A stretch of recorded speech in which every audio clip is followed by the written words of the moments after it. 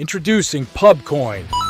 PubCoin is the rewards program for pub sports contributors. Regular chat contributors share their play of the day, POD, in the YouTube chat, including the phrase POD in their message. At the end of the week, the amount of units earned are converted into PubCoins. PubCoin can be used as reward points for prizes, shop discounts, and contests. Hey, what's going on, y'all? It's Mills here, Pub Sports Radio. Do you guys want to challenge the personalities here at Pub Sports Radio? Do you guys think you're better than them at entering in your MMA predictions and picks? Would you want to get paid for it? $100? Here's how you do it, man. You sign up right here at the link below. It's just this easy. PubSportsRadio.com. Enter your email. Pick your weekly picks. That's it. Oh, and you get bonus points if you can predict how they're going to win in what round. Every single week, a new winner's getting crowned. So every Saturday on Pub Sports Radio. So come on and check us out. You can win $100 just for signing up. Only thing you need to do is see if you can beat us here at Pub Sports Radio by entering your UFC predictions and picks weekly. Do it. I dare you. See you guys soon.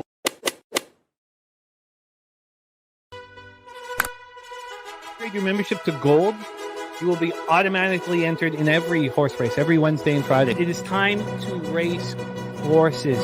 We are racing camels today. Shout out to the Gold members. We're racing in San Antonio immediately here. And we're off. 2 minutes, 74 canals on this racetrack. It's wide.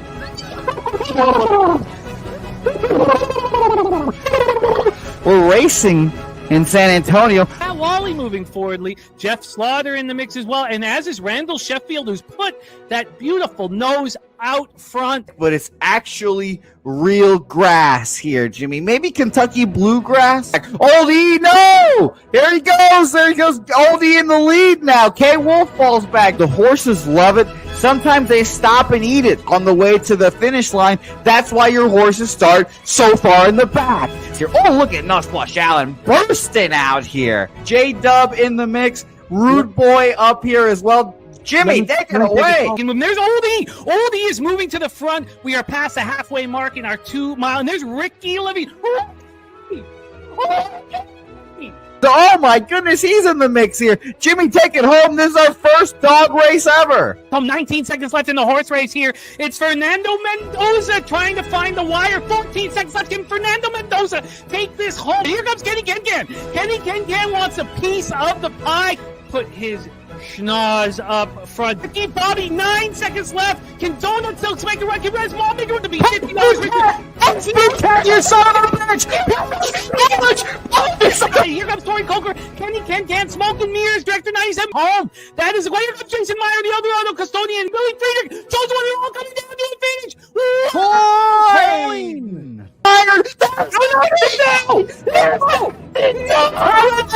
Nowhere! Oh no! Fanatical Jim!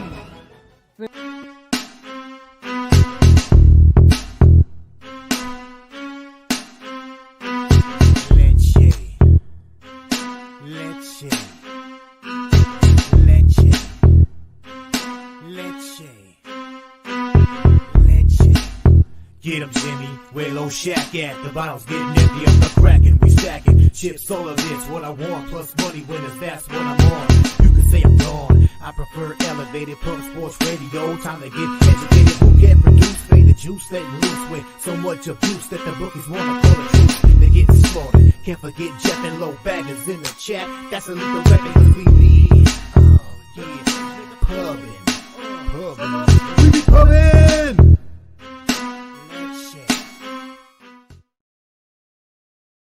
All right. Excuse me, Jesus.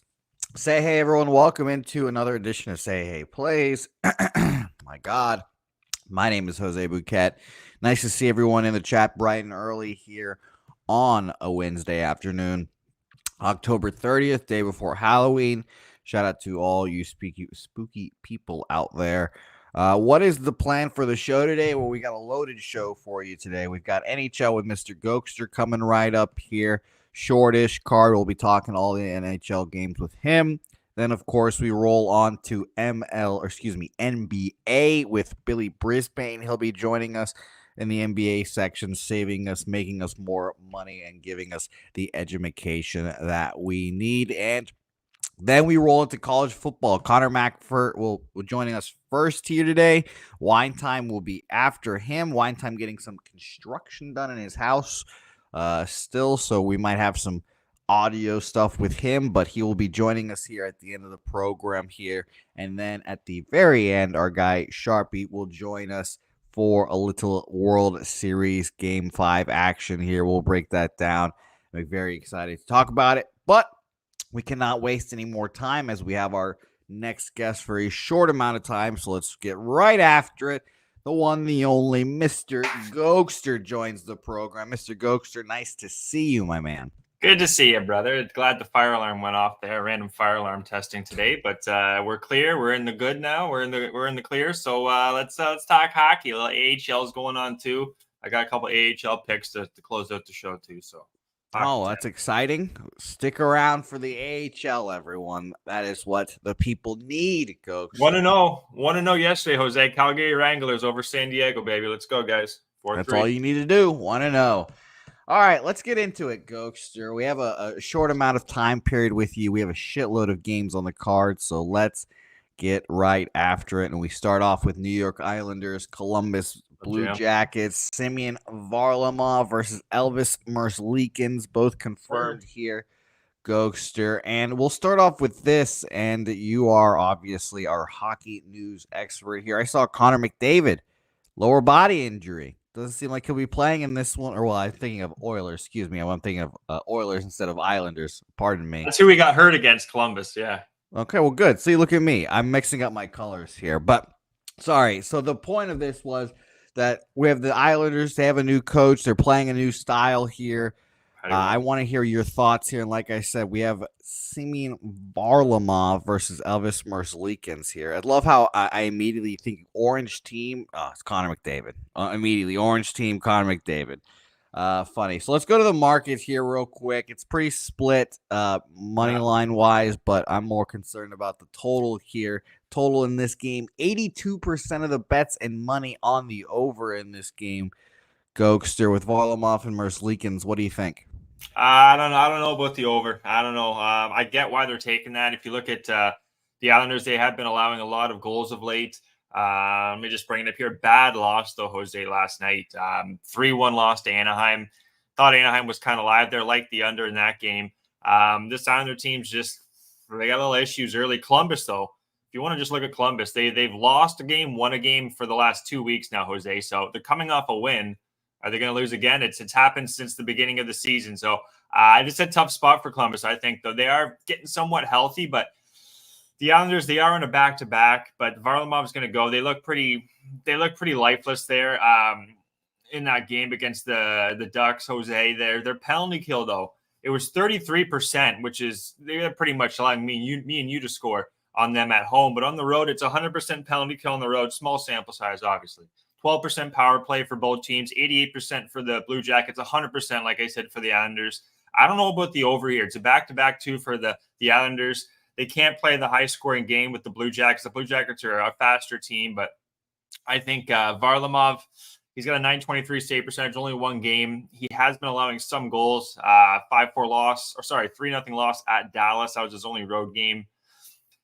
I'm going to go with the Islanders here. I'm going to take the Islanders on the money line and the under 7.5. Another stat here I'm going to be talking about today is the penalty minutes per game, home and road split. So this is pretty much tells you how much the penalty kill and the power play is going to be affected. So penalty minutes per game, 29th. So the Islanders do not take many penalties. That's good. You want to be near the bottom of the list here. 29th for the Islanders and 24th for the Blue Jackets. More games, we'll get a little better idea of that. But both teams are not going to take as many penalties, just early start to the season here. Shots on goal, too, advantage the Islanders. Both are at 108, but the Blue Jackets have played one more game. So without confusing guys too much more, I think it's going to be a lower scoring game where the Islanders, I don't see them losing 2 in a row to two bottom feeders in the Blue Jackets and the Ducks. So give me the Islanders money line, and this shouldn't get out of hand. Under 7.5 plus 120. Oh, so you parlayed both of those together for plus 120. Yeah, same game parlay. All right, I like that look, Ghoster. So are the Islanders really? Are they playing super up tempo compared to last year? Because we had all those totals at 5.5 for the Islanders last year. Well, let me just see here quickly. I want to see season stats for the Islanders. Shots 25, and they shots. Still have a really good goalie, correct? Yeah, their goaltending's been up and down though. That's been the problem. Varlamov's had a bad start this year. He had to take the reins from Sorokin last year. Sorokin wasn't that bad. They lost 3-1, just didn't get the offense going last night.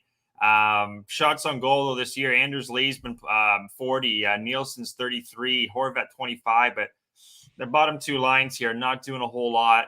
It's just the spot here. I think going up against the Blue Jackets, if they're playing like a Jets or a Rangers or a top team here, I don't know if I'd take the Islanders. Probably be a higher scoring game, but I think the Islanders can somewhat neutralize the Blue Jackets here, who've been very Jekyll and Hyde all year.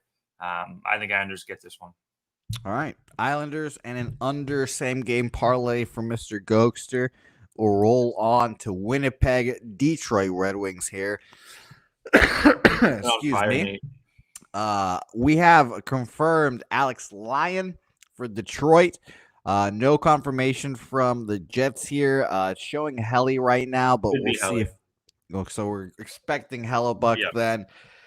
Minus 150 for the Jets. I don't know how I feel, Gokster, about these teams that just have the really good goalies and maybe offensively aren't all the way there. It feels like that's what the case is for Winnipeg. They kind of rely on Helly a lot, and it just seems off the face of it here. I'd much rather be on the Detroit Red Wings plus 125. And in your ideal world, if you're a Red Wings backer as well, Helly does not get listed in today, and you can go up against the backup here. But, Gokster, what do you think?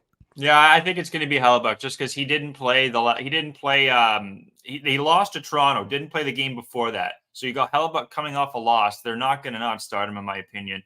He's 3-0, Jose, with a 945 save percentage, 1.66 goals against, bounce back spot. I think is live for the Jets. But Detroit's lost 2 games in a row. They're going to be hungry. But these penalty minutes per game, it's early, but the Jets are 30th in the league, so they don't take many penalties on the road here. Thus far, they've been a really good, strong team. 50% power play too, Jose, and 100% penalty kill. This is a wagon of a team early on. And then looking at Detroit, they're 6th in the league in penalty minutes at home, which is not ideal against a team that's humming at 50%. And their penalty kills 56%. The Detroit Red Wings, and you got Lyon, who's he's not a top 10 goalie, that's for sure in this league. I think the Jets. I don't want to overthink this one. I think they're live here. I'm going to take them on the money line, and I'm taking Detroit Red Wings team total under 2.5, bounce back spot for the Jets and company. And their team, Jose, I think this is a deep team. You got Niederreiter, Lowry on the third line. Iafallo, Kupari, and Barron. Like, this is a team they're going to beat up on the week and then give these tough teams like the Rangers fits. And then looking at their stats, they're the best team on the road with penalty minutes thus far, and then they're humming at 50%, going up against 56%, a team that takes a lot of penalties. The over seems pretty live here too. Jets to score. I'm taking the team total under 2.5 on the Red Wings, and then the Winnipeg money line at plus 130. All right, good looks there, Gokster. We'll keep it rolling here. We have a few games left, about 15 minutes left with Mr. Gokster, but we will shout out the chat here. We appreciate all you guys. Again, being in here early. Justin dropping his stacks. We'll come back to that in NBA. Smart Money Bets. Jermaine. Tom Leach. Nuke Worker. Res Mob in here. All you guys. Justin. JPZ. Nasty Nate in here as well. So shout out to you guys. Let's keep it rolling here. Tampa Bay Lightning. Colorado Avalanche here. Gokster. A big matchup. Big time matchup. 2 franchises or organizations, I should say. That have been in the mix for the last 3 years. Now, Colorado started off really cold, Gokster. I want to hear your update on how the Avalanche have been doing with Capo Kakkonen confirmed in for the Avalanche. Vasilevsky, not confirmed yet.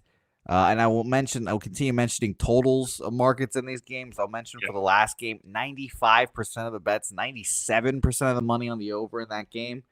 And 91% of the bets, 92% of the money in this game. Yeah, it seems like we're going to get that, by the way, the whole day. All of the overs today bet to the 90-plus percentage Wow. on the sides there. So it's very interesting. Like, obviously, you guys know that means that I want to bet unders, but I'll let our guy Gokster talk about these games. And like I said here, we have Vasilevsky unconfirmed yet, and Cabo Kakinen confirmed. Gokster, take it away. Big game here. Well, Vasilevsky, guys, he's better at home. You want him at home so far this year. 3 games, Jose. He's 1-2 with an .841 save percentage. Not good, and a 4.07 goals against. Avalanche have been winning some games of late. They started off, they lost their first 4 games, it looks like. Then they won their last 5, coming off of a bad loss, in my opinion. Probably a sleeper game against Chicago. Lost that game 5-2 at home. Let me just see the schedule here. Yeah, they're going on the road. Next game against Nashville and Tampa Bay. This is their first game of 4 road games coming up here. So confirmation on goaltending might be key here. I don't know if it should be Vasilevsky. Then they got Minnesota, Winnipeg, tough road trip coming up for Tampa Bay here. The line is, I'm seeing it's dropped a bit towards Tampa Bay. The thing is, Kakinen, guys, it's his first start of the year. This is a goalie that's kind of bounced around, young goalie that hasn't really found a team yet. So this game I held off on. I was looking at the overs originally, but I'm going to stay off this one. Penalty minutes, advantage Colorado at home, 22nd, which again, you want to be near the bottom of the penalty minutes per game, and then 7th for Tampa Bay. Power play penalty kill here, home road splits. This is what made me want to take the over. Both teams 29%, 36% power play, then 73% and 68% penalty kill. So if the special teams, it looks like Colorado, just looking at the penalty minutes per game, they could be live here, Colorado. I'm not going to take this one. Tough game to cap it. I would lean towards actually Colorado and an under, but it's going to be a no play. Play there. Thank you, Gokster, as always, for the breakdowns. I obviously appreciate them, and so does everyone in the chat here. So we appreciate you, my guy. Big game, no action for Gokster. How about we go to another, maybe not as big game, small-time hockey here. Utah Hockey Club versus Calgary Flames here. Tell the people in Utah that, hey. Yeah, I know. I guess I'm not making any friends in Utah. You're right about that. Calgary here, Gokster. It's I don't know what to make of them. Honestly, I think they're just a down hockey team. I'd much rather fade them than be on them. Minus 125 felt a little cheap here for Utah. But I do have to remind myself that this is the Arizona Coyotes roster and not just a collection of misfits like Vegas has as well, or had, I should say. So I have to keep reminding myself that when I cap this team. No goalies confirmed in this game. Dustin Wolf and Veg Melka are listed on Daily Faceoff right now, but we'll see if we actually get confirmations from them here. I've been mentioning the totals market, so I'll do that here again real quick. 92% of the bets and 95% of the money on the over in this game. So fascinating stuff here, Gokster. Are we getting a high-scoring game here? What do you think? Tough one here. Wolf 3-1 with a .924 save percentage this year. That's all at home. First road game this season. Really high in this goalie, though. Let's just see. 1-3, 3-4. So that's a tough game. I got no play here. The penalty minutes are pretty much even here. Penalty kills are both below 75%, 76, 73. Utah's yet to score on the power play, and that's in 5 home games. So Calgary could be live here. This Utah team, they still got problems. Like you said, they're still the Arizona Coyotes. Ingram, don't know if it's going to be Ingram or if it's going to be, like you said, Veg Melka. I would lean towards Calgary in this game, but it's going to be a no play. This is a tough game to cap. 2 teams that are very tough to get a gauge on this early in the season. Yeah, I agree. I don't know I just have not known what to make of Utah and Calgary since the Kachuk trade has just not been the same. It's just not been the same. And it's been interesting to watch all this happen and unfold. I would say Calgary's better than Utah, though. Like they're up. Really? They're up and coming stars, though. Like that's maybe bold, but just Utah, they got Clayton Keller, they got a couple other guys, but I think the 4 lines. I was just looking at Calgary there. Like Zari. Come on, internet. Zari here, yeah, he's on the second line. Blake Coleman, Kuzmenko too, who's actually He was out of Vancouver. He's producing more. They got Huberdeau on the third line with Mantha, and then Pospisil. That's a tough third line. And then they got Lomberg, gritty guy from Florida, Rooney and Kirkland. But this isn't a team I'd sleep on. Like the dog prices are live on Calgary, I think, this year with a goalie and Wolf, who the team I would say trusts behind. They trust this guy, which is big. The team that trusts your goalie. And the other side here, Ingram, he's 2-1-1 so far, 882 save percentage. This is a guy, I don't know what he's going to give you, 2-3 years in a row. He's kind of a journeyman. So I think Calgary and Utah, I'd say Calgary finish better than Utah do at the end of the year, more points. So. Okay, that's something to remember. Something to remember. All right, let's go to the aforementioned Los Angeles Kings and Vegas Golden Knights here. I don't know what to make of the Kings, Gokster. Last year was a very popular team for Jimmy, I should say. He liked them a lot. But there's just been constant goalie issues with the Kings. And correct me if I'm wrong, Darcy Kemper is the guy they brought in and thought they would fix all the problems, Gokster, and he's been just kind of meh. He's been the problem. Okay, so that's not good. Obviously, Vegas has Aiden Hill unconfirmed, and I just looked. Darcy Kemper is unconfirmed as well for the Kings here. So we have, and obviously, the later in the day, the games are the more unconfirmed our goalies are going to be. But I was surprised to see the Kings at -105 here, Gokster. I thought maybe this was a trap. I thought Vegas would be favored by much more, and I would love to hear a more educated hockey take because I thought Vegas would just roll here, honestly. Saying what happened actually last game, Kevin Fiala got scratched like last second before the game, top two player on this Kings team because he missed a team meeting or something. So a little bit of I don't know what's going on there, but he's going to be back tonight. It feels like this. You're talking about the overs. This feels like could be an over game. Kemper, I don't trust. He's like one game did okay, but this is another problem for the Kings. Is their number one penalty minutes per game at home. It's not something you want to be leading in. Small sample size, though. Look, it's only been 2 games, but still, they're taking too many penalties at home. Going up against a Kings team, a Golden Knights team that's 31st in the league. Again, 3 games, but they're not taking penalties on the road. 25% power play for Vegas here. Shots on goal too, and pretty much a wash. I'm not going to take the side here. I would expect the Kings coming off a bad game. You had the Sharks on a back-to-back. You lost 4-2. Like I said, problems with Fiala last second. Had to change up the line. So line should be back to normal this game. Kemper, I don't exactly trust. It could be Samsonov too, Jose. I have here possibly Samsonov alternating. He's 3-0-1 this so far. He's had a good start, but this Kings team's going to give it hell tonight, in my opinion. This is going to be a higher scoring game.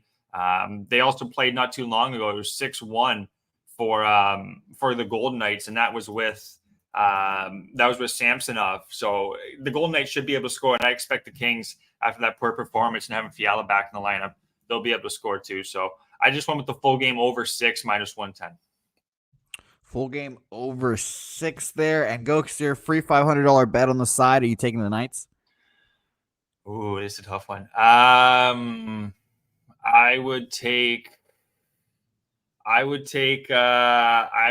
Geez, that's a tough one. I originally wanted Vegas, but more I'm thinking about it, maybe the Kings, but I'll stick with Vegas. I'll stick with Vegas, actually. That was my first gut. Even though the line it's kind of a questioning line, but Vegas. Kings, though, this happened the other night with the Ducks and the Islanders. I thought, the Ducks coming off 2 losses there. It just be, they were live, and they hear the Kings coming off that bad loss back-to-back. They're probably going to be live. You know what? 360. I have $500. I put it on the Kings. 360. Okay. All right. Fair enough. There we go. There gets our answer. So no action for me there. Over. And it seems as if Vegas might be a trap here today. So I understand that here. All right. Let's go to our last game, Gokster. We get these games in under 30 minutes, and we do a great job doing it as well. Good timing by us. The Vancouver Canucks versus the New Jersey Devils. Everyone knows that I have a soft spot for the Canucks because I'd like my father to be thrilled. And I do like their goalie as well. Shout out to Maggie Thatcher-Demko. But she is not between the pipes. Oh. And apparently, Gokster, she is not in between the pipes enough in general. So Jacob Markstrom and Lankinen unconfirmed right now for both sides. I know this Devils team is a really good squad here. Wagon. Gokster, they're a good squad. I've seen a lot of hype on them this year, a lot of Stanley Cup buzz in the Eastern Conference. I was a little surprised to have them at plus money here, especially again Vancouver. I know Lankinen's been probably going for them a bunch this year, but that's not their first choice goalie. So I lean Devils here, Gokster. I'd love to hear your take. And real quick, again, 93% of the bets and money on the over in this game. Gokster, what do you think? Yeah, well, Lankinen here, he's playing a lot of hockey too. Just looking at his game logs, he's played 28, 26, 22nd, 19th, 17th. Holy shit. Yeah, he's played the last 5 games in a row, and that's not like Lankinen prop. Like that's tough for the kid. He's led 4-3-3 his last 3 games too. On the other side, you got Markstrom. He played for this team, Jose, right, for like 5-6 years. Then he went to Calgary. So it's a tough spot. I think this is another goal spot, to be honest. These last 2 games where I like goals. New Jersey start a 3-game road trip out west: Vancouver, Calgary, Edmonton. This is I think there's gonna be some goals here tonight. I really do. Lankinen, I don't know how he's gonna do 6 games in a row if he does start. That's the question. And then Markstrom. This team, wants to beat Markstrom. Looking at New Jersey, though, coming off a 6-2 win. Before that, lost 4 games. 4-3, 5-3, 8-5, 6-5. And then that's what Vancouver's, they've scored 3-4, 6, 3-3. This feels like an over game. So I actually went both teams to score in the first period, Jose, plus 130. And then both teams to score 3 goals at plus 140. I think the goals are going to be coming in hot and heavy tonight. Okay. Goals today in our last matchup here. Gokster, a great comment here by a girl, Mel, a great female capper, and she covers the Avalanche excellently, put money in our pockets plenty of times this year already. I can't stress this how much I recommend the Lightning money line tonight. Capo in goal, Ross Colton and Miles Wood both now out week to week to add to our mile-long injury list. This is bad. Wow. So I'll tell you what. Thank you, Mel. Great. That was awesome there. Yeah, I had Colton out, didn't have Wood out, and then Kakinen too. Yeah, and I'm going to be on Tampa Bay officially myself here, Gokster. That'll be my lone NHL play of the day, but I'm going to be on Tampa Bay Lightning minus 115. And I get that. And I was saying off the top of the show's beginning of the year, this Colorado team just isn't as deep, and especially – Nichushkin and Lekin and Drouin, Wood, Colton, the list keeps going on there, email. So this Avalanche team, it's going to be tough. You think about it. This Lightning team's a fast team that's going to want to go 4 lines. And, I keep saying it, Parker Kelly, I watched this guy for 2-3 years in Belleville. He's a hard-nosed player, but he's not going to score you a lot of goals. You see on the other side here, Kiviranta, they got from Dallas. But yeah, that's great insight there from Mel from Colorado. It sounds like, and the line is you're getting minus 105 on the Lightning right now. Good line too. So yeah, I'm getting minus 110 actually now. So shout out to you, Mel. Thank you very much, and thank you, Gokster. I appreciate you joining us here on these early mornings here when you've got to run. We appreciate it. Thank you for the quick breakdowns here. Can you review your official action for the people? Yeah, I like the 30 minutes. It's quick and compact, crisp. A little AHL. I'll get to that after here. But we got the Islanders money line, the under 7.5 plus 120. The Jets money line and the Detroit team total. Sorry, under 2.5 plus 130. The over in the Kings in Vegas tonight, over 6 minus 110. And then both teams to score in the first period in the Devils Canucks game, and then both teams to score 3 goals. Full game there, that is, plus 140. Some AHL hockey here tonight. Wilkes-Barre over Bridgeport. Think that one's live. Grand Rapids and Hartford. I like the under 6. And then Hershey over Lehigh Valley tonight. Another one you can take a money line parlay with. Yeah, the AHL is Gokster's domain. So if he gives out the plays, you go ahead and tell him. Gokster, thanks so much. Any final words for the people here? Obviously, guys, go follow him on Twitter at Gokster99. You'll see all the plays, maybe some golf plays as well, maybe a picture or two of Gokster on the golf course as well. Yeah, golf's coming to an end here. Starts up again in January pretty much. That's going to be the Century Classic they have. But yeah, AHL, good fun there. Providence is in town. Going to try and catch Belleville. But yeah, I love the hockey talk with you guys. Appreciate it, Mel and everyone. We'll be back again Tuesday with the legend Low Shack, brother. Yeah, we'll see you then, Gokster. Thanks so much, my guy, as always, for joining us here. Beautiful work by Mr. Gokster. Thank you. All right, we are shifting gears here, so we appreciate you guys sticking around and tuning in here. We're going to go to the NBA, and we're going to bring on our next guest here shortly. We're going to talk, and like I said off the top of the show, if you guys were not here, we're going to talk NBA right now with our guests. Then we've got Connor Mack picks and Wine Time Sports for college football here. Wine having some construction done in his house, so he's going to go second. Connor will go first, and then we'll talk MLB, and Sharpie will be joining us here for some MLB action. So that'll be a whole lot of fun. But let's get into the NBA, the National Basketball Association. It's a good one here. Billy coming off a 1-0 day yesterday. And let's kind of make it another one here today. So let's bring them on. Getting Bills. Billy Brisbane joining the program. Billy, it's nice to see you. Hello. How's it going? Doing good. We went 1-1 yesterday. We did end up losing that over because somebody got ruled out. I forget what happened. Laurie Marketing got hurt. Marketing got hurt at halftime. And it was Kyle Filipowski out there shooting the jump shots. So you know that shit was going under. Well, I'm glad that you could join us here, Billy. 1-1 day, nothing too bad at all. So cannot complain about that. We have a lot of games on these Wednesdays, so I'm excited for you to join me here. Because obviously everyone knows the National Basketball Association is hard to bet on, and I'm glad we have a great expert to take us through these games. Now, let us start off by talking Celtics Pacers here in the beginning of our card. Celtics 6.5-point favorites on the road here. We obviously all know the history between these teams now, play-in games, playoffs, etc. It's not like there's necessarily bad blood amongst these teams, but there is familiarity, I'll tell you that, Billy. 78% of the bets, 82% of the money on the Celtics, minus 6.5 here. And let me tell you where this opened up at here as we change gears. We had an opener at 7, apparently. We've had some 7s here go down to 6.5. The line movement on basketball games is very interesting, as always here, but we had a 6.5 opener at other places go to 7 to 6.5 here. Fascinating stuff here. And let's go to the total real quick and see how people are betting that as well. 89% of the bets and money on the over in this game, and it seems like we've risen up a few points here as well. We went from 231 to 235 right now. Billy, what do you think about this game?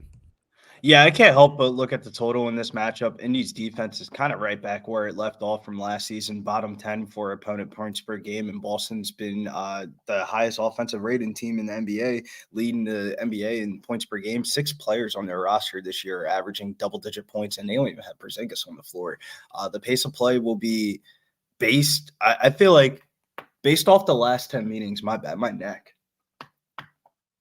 We heard that one. That was loud. God damn. Yeah, based off the last 10 meetings, they're averaging a combined 237.5 points. They've gone over in 4 out of 5 regular season matchups last season. If the Pacers were allowing fucking Panchero to score, I'm so jacking up Paolo's name, but if they're letting Paolo score 50 points, I can't imagine how the fuck this game's going to look. Boston's won 8 of their last 10 meetings versus Indy. I got to go over in Boston here for this one. No bet for me in this game, though. Yeah, I agree. And shout out to Nasty Nate, who drops the trifecta and especially second quarter as well here. Second quarter has been really cashing out for our guy Nasty Nate. So shout out to you, Nasty Nate. Good luck. And I wish you luck in that second quarter especially here. So let's keep it rolling here, keeping a brisk pace. I have no action on this game either. I'd probably lean over, though, if I had to make one bet in this game. You guys just heard the market movement. It's hard to bet player props in this game because all the player props have gotten juiced for the Boston Celtics. Like, we can't even play the Peyton Pritchard. Peyton Pritchard's point prop is at 10.5. His 3-point prop now is at 2.5. I mean, if Peyton Pritchard is in, I'm kind of with Kong. I probably lean some of the unders on the Celtics 3-point props because they're all juiced towards – they're all juiced to the gazills now of, like, they're all bumped, not like juiced. I meant to say, like, bumped. Like, too high of too much attention coming in on this game for such a big card. This is probably one of the lower rating games that I probably care about on the card today, to be honest with you. Okay, well, let's move on here. Let's move on to better games. Better games, Billy, like your Toronto Raptors versus the Charlotte Hornets in Charlottesville, North Carolina. The most exciting matchup of the day, obviously. Two shit teams coming up against each other. I'm excited to watch this game only because I want to see, these skill players like LaMelo and Scotty Barnes and all those guys go out there and do their thing because I don't expect much defense to be played in this game. But I'm interested to hear your take here, obviously. Let's talk about the market and openers here for Raptors Hornets. 73% of the bets, 71% of the money on the Raptors. Good Lord.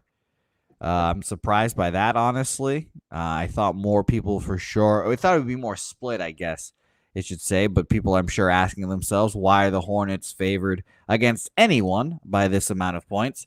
5.5 has gone up to 6.5 here for this spread. So that's immediately interesting to get me to bet the Hornets, I won't lie. 93% of the bets, 89% of the money on the over in this game. Billy, it seems like the Hornets are the play here. I'm not going to lie. We only have 26% of the bets, 28% of the money on the Hornets, and we went from a 5.5 to 6.5 now. Well, this line actually originally opened up at 3.5 for the Charlotte Hornets, and then it went up 3 points due to the Raptors' injury news report from yesterday. They're going to be out 4 different key rotational players for this one. Ooh. Most importantly, Scotty Barnes is going to be out for this one. The Hornets haven't played a game since October the 26th, so 4 days rest advantage. I do like Charlotte in this spot. It's only the 5th time, though, that Charlotte's been favored by 5 or more points since April of 2022. So Hornets, but I don't know how much I really want to be betting it. I actually think the better bet in this game is LaMelo Ball over 26.5 points. His usage rate right now is fucking insane. LaMelo Ball, ironically, his 2K player build was the most picked 2K player build for this upcoming NBA season, and it looks like it. LaMelo's kind of breaking out right now. He's had a 40% usage rating this year, which is absolutely fucking absurd. He's averaging 31.7 points per game this year with 12 three-pointer attempts a game. What you saw LaMelo Ball do at Chino Hills is basically what he's doing in this new offense for the Charlotte Hornets, but they're actually playing defense, so they're somewhat winning games. The Raptors are playing at a top 10 pace in the NBA, but only 23rd in adjusted defensive rating. They're just getting ripped by long-range three-pointers, and they're allowing a lot of three-pointer looks, and that's kind of where LaMelo Ball thrives from. I like the Hornets, but fuck, man.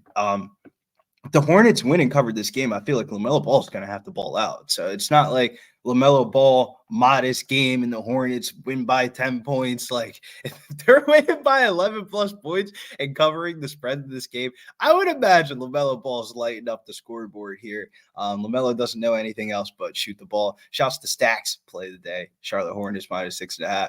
Yeah, I think the Hornets are good money here in this spot tonight.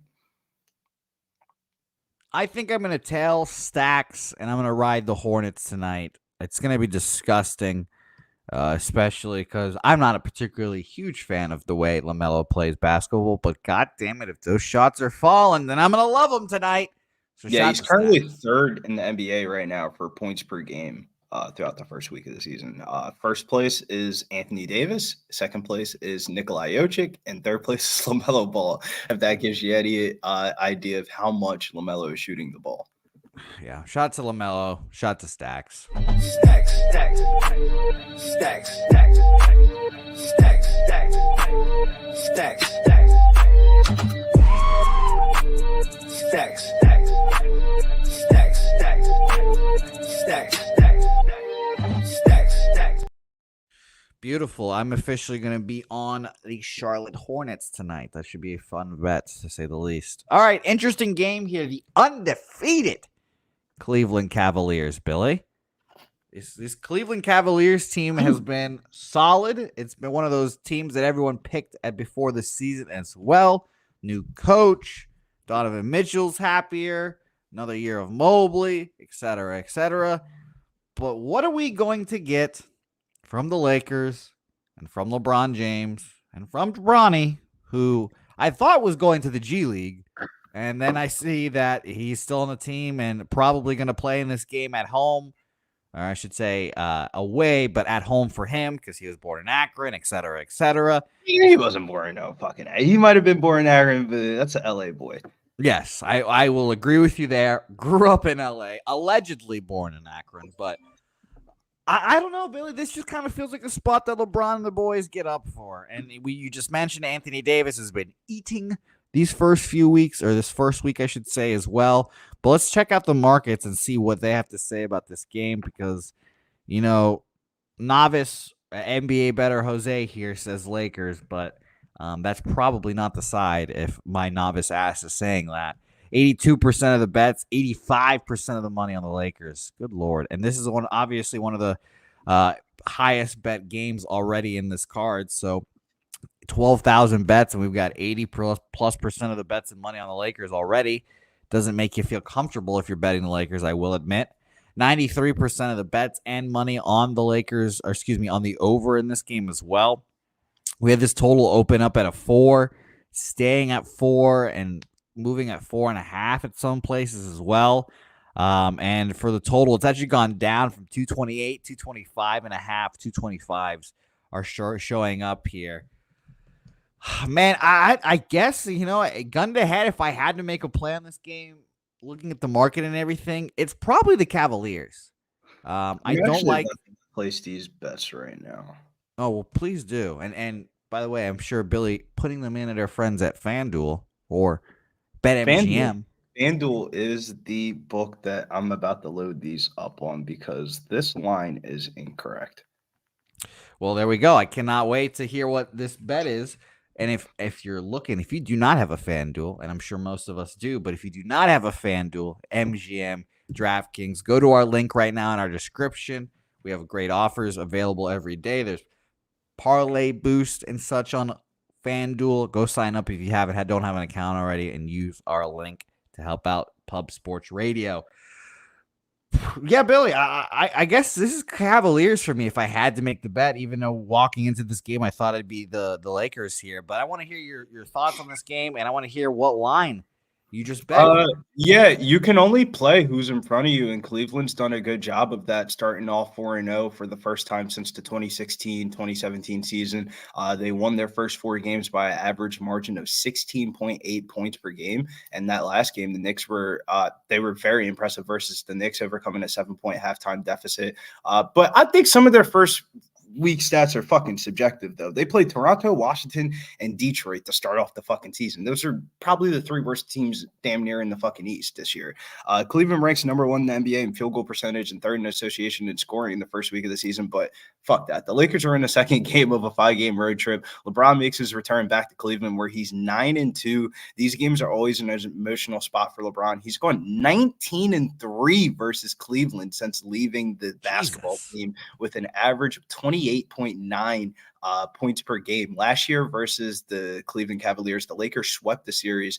The next time that these two teams meet will be in LA on New Year's Eve. I like the job that JJ Redick has done with this offense, kind of playing through AD, who's leading the NBA right now in most points per game and second in free throw attempts per game. And Hillbilly Kobe over there looking like a great third option right now, averaging 19.3 points per game. I took the Lakers team total over 110.5 here. If they win or not, they're going to have to score points. I think they're going to score a lot of points in this game. This is a showcase game. LeBron going back into Cleveland.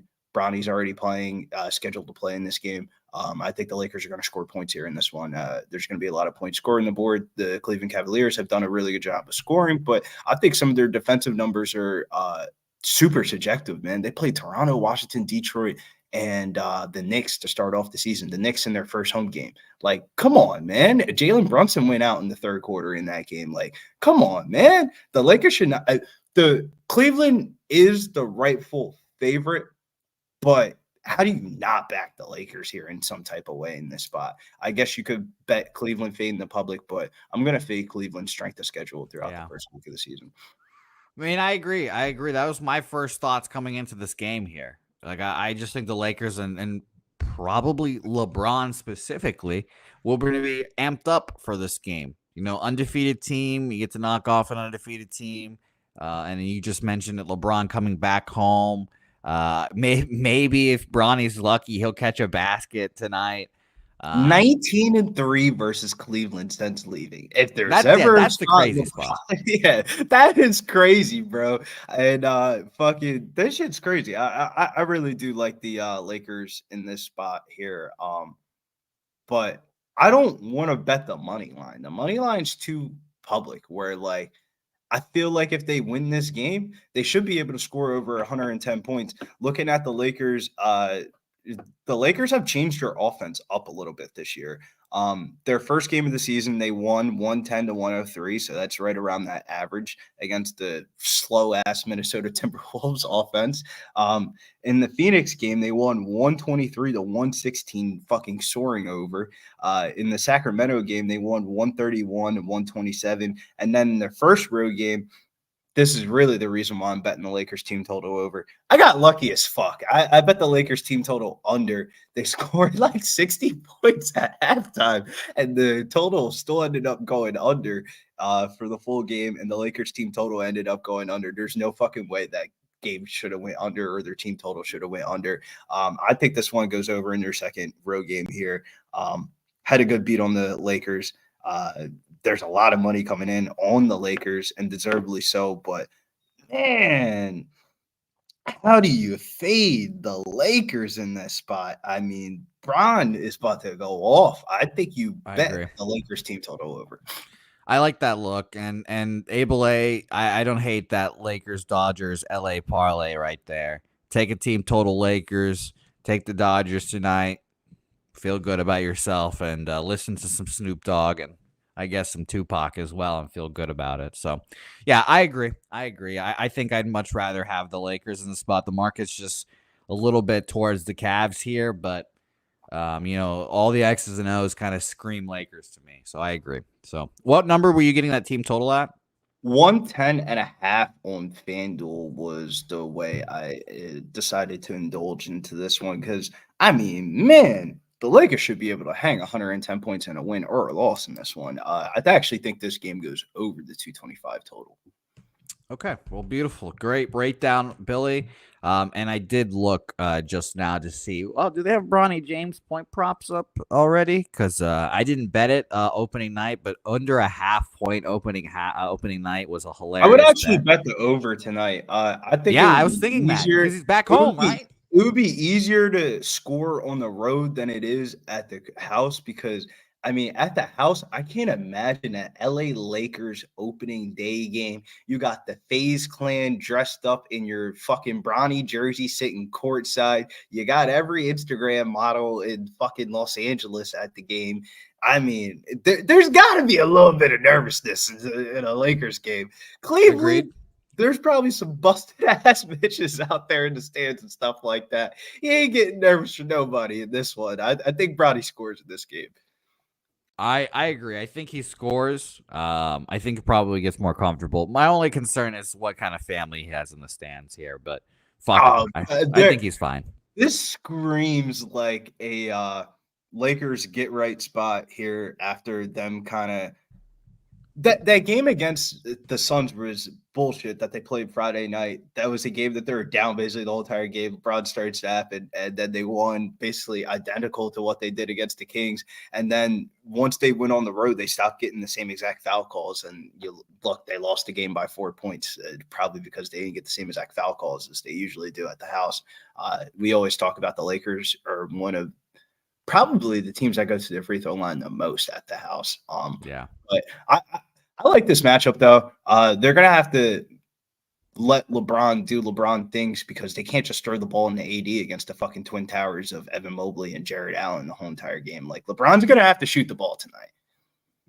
Okay, well, this is a great breakdown. Now let's move on. We have official plays in that game, but goddamn. Your 76ers, Billy. Only 4.5-point favorites at home here versus the Pistons. First question, Billy. Is Joel Embiid playing tonight? We talked about this on last Tuesday. The public is going to be pissed, but in reality, the NBA is really trying to promote the in-season tournament because last year there was a problem where a lot of the stud star players weren't even in the fucking tournament, and everybody was asking themselves, how the fuck are the Lakers and the Pelicans, the team in the play-in tournament in the finals? They're trying to all the studs are getting ready for the play-in pool games, the tournament, once the courts change. So in reality, Joel Embiid's season doesn't start till Thanksgiving. That's not what the public wants to fucking hear. But would you rather have him out for the last month of the season, or would you rather have him out for the first month of the season and then we have him for the end of the season? It's just like it's about fucking time. I don't think Joel Embiid should touch the fucking court until New Year's. To be frank with you, him and Paul George, both of them, put them in fucking bubble wrap until New Year's. Like, I mean, that's hilarious. It's a very injury-prone team, so I understand. So no Joel, probably no Paul. 4.5-point favorites. I mean, it's light. It's light, and I kind of lean Pistons, I'm not going to lie, but that would require putting U.S. currency on the Pistons. And I don't want to do that. Now, Cade, I think, could have I don't know. I think he's a big, good matchup for Maxey, but is Maxey just going to run right by Cade every single time? I'm interested to see all that happen, and it's not like the Pistons have a fucking amazing defensive center back there to try to stop Maxey. So I just don't expect much from the Pistons here, but it was a short line. I was a little surprised by that, so I'd probably lean 76ers, and that doesn't make me feel good, Billy. I'll tell you that. Yeah, I'm not a fan of laying chalk with Philadelphia in this specific spot. Philly finally won their first game of the season on Sunday, but we're usually not a team that typically covers a spot after we just won a spot we weren't supposed to win in, and the numbers kind of support that. Philadelphia has lost each of their last 6 games versus an Eastern Conference opponent after winning as an outright underdog. Last year, Philly went 16-27 without Joel Embiid in the lineup. It's mostly defensively is where the concern comes for me in this game is they're allowing 117.7 points per game, which is 23rd in NBA, which is not what the fucking Sixers want to do. We're supposed to be like top 10 defensive team in the NBA, and sitting at 24th in opponent 3-point shooting percentage and 28th in opponent field goal percentage. So anybody that's playing against the Sixers right now is lighting up the fucking scoreboard, and that's kind of the way I went with this one. Jaden Ivey over 3.5 first quarter points here at -150 at FanDuel Sportsbook. You kind of noted it. Maxey should be a good matchup against Cade Cunningham. That's going to leave Jaden Ivey to kind of have to manhandle the scoring opportunities because we know fucking Tobias Harris is just going to clink the back of the rim every time he shoots the basketball, especially in Philadelphia, getting booed. I like Jaden Ivey here. He's gone over 5.5 field goals in 3 out of 4 games this season. He takes most of his shots in the restricted area, averaging 7.5 field goal attempts and making 3.8 of those attempts per game. And recent games, he's made 8 and 6 field goals against Miami and Cleveland, both ranked top 10 in opponent field goals made inside the restricted area. Philadelphia, on the other hand, when you look at their defense, they're bottom 10 in both opponent field goal attempted and field goals made in the restricted area, and 7th worst team in opponent points per paint this season. Given how Jaden Ivey plays, he's going to make fucking 4 points in the first quarter.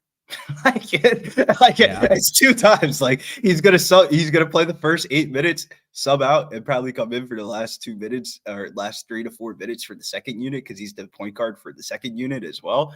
He's gonna score 4 points in the first quarter. I like that look. So you only need 4 first quarter points from Jaden Ivey here. That's crazy. Yeah, so 2 layups, maybe a layup and a free throw.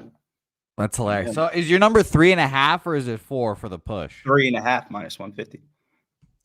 Man, that's good money. I like that look here. I like that look. So, and sorry, Kelly, I'll recap right now for you here. But Billy, over 3.5 first quarter points for Jaden Ivey here. Good look there. I like that look. Kelly, you have not missed much. I will admit that. Gokster went through his action. I'll give you that action later. I'm on Charlotte -6.5 and Tampa Bay money line, and that is Tampa Bay Lightning there as well. But we'll get through the whole recap of Billy action here in a second. Atlanta, Washington, next game up. Another dumpster bowl here, Billy. We have two teams that I don't particularly like watching, two players that I don't think are winning players in Trae Young and Jordan Poole. But, I mean, this seems like a game where we're going to get hella points. I mean, neither of these teams, I feel like, play much defense, Billy. And I'm interested to hear your take here. Let's talk markets here in this game. About 50-50 split on the tickets, 53% of the bets, 64% of the money on the Hawks. So bigger bets on them, but pretty split still. And it's 86% of the bets, 73% of the money on the over.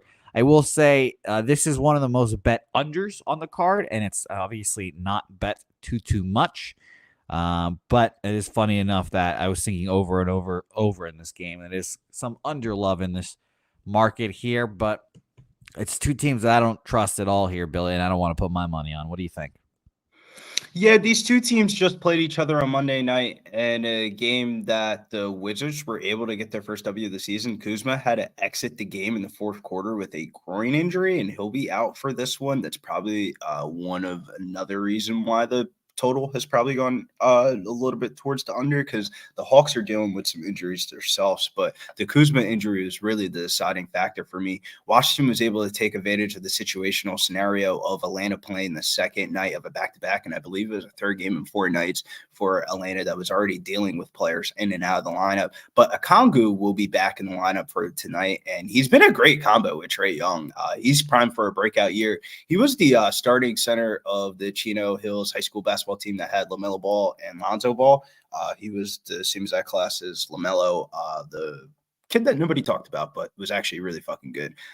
He's primed for a breakout year. He scored 28 points in their season opener, and he didn't play in the last game, and it definitely showed against the Washington Wizards. Looking at the Wizards, they rank last in opponent field goal percentage, 28th in field goal opponent 3-point percentage. I like Atlanta to bounce back in this spot tonight. I just don't know how I want to back Atlanta. I actually think the smarter move, FanDuel's got the double-double boosting that we had on the show last Tuesday.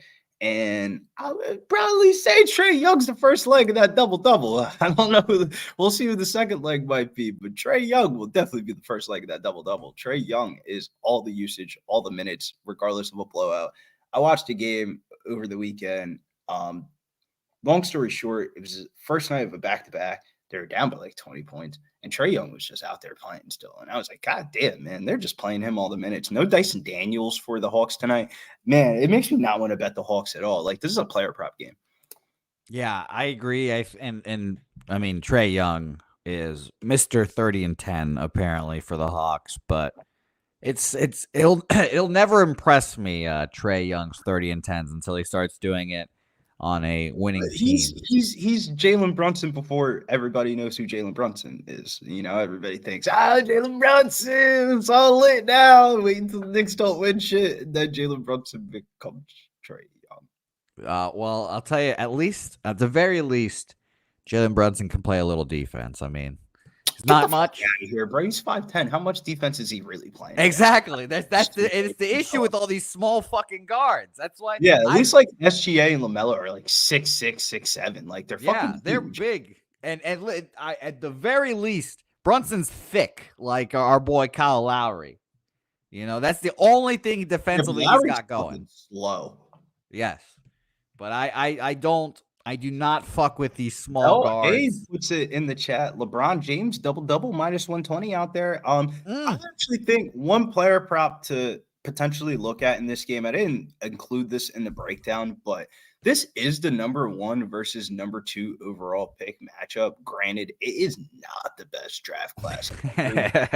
Zach Rushishar and Alexander Sarr. It's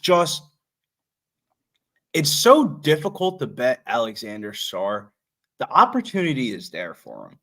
They're giving him the keys to the city. They're giving him all the minutes possible. He has all the rebound opportunities possible. The point opportunities are possible. There's no fucking Kyle Kuzma on the court tonight. But damn, man, when you really look inside his career, it's hard betting a person to do a double-double when, like, their most amount of shot attempts that, like, the most amount of shot attempts that he took in a Australian League basketball game last year was like 8 to 9, and like a blowout win against like some bullshit ass team. Like, he's not used to being the guy. And when it was the NBA Summer League and they said, "You're the guy, we don't give a fuck what you do, just get us a win." You could dribble the ball down the court like Wemby. You can shoot the ball wherever the hell you want on the court, and he didn't know how to act.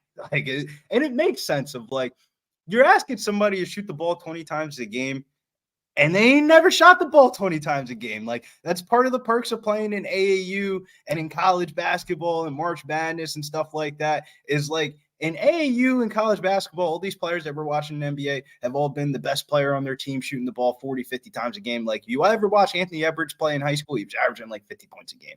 Alexander Sor, he never get that opportunity. So it's like, eventually he's going to start going over his props. Like, his prop is way too low. 6.5 fucking rebounds for the number 2 overall pick. His point props at 10.5 points. That's mad disrespectful, bro. Like, Alexander Sarr could walk himself into a double-double today at plus 450.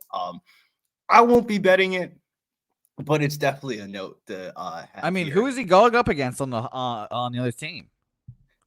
Clint Capella, Jalen Johnson. It's just like, bro, he that's the reason why I have to talk about it, because I get it. Rashard was the number 1 pick for Atlanta. He'll start tonight, but his usage isn't the same as Alexander Sarr. Like, Alexander Sarr should have a really good game tonight. It's just, man, he could be the fucking I just seen it before in the summer league where he actually did go 0 for 15 with fucking 11 rebounds.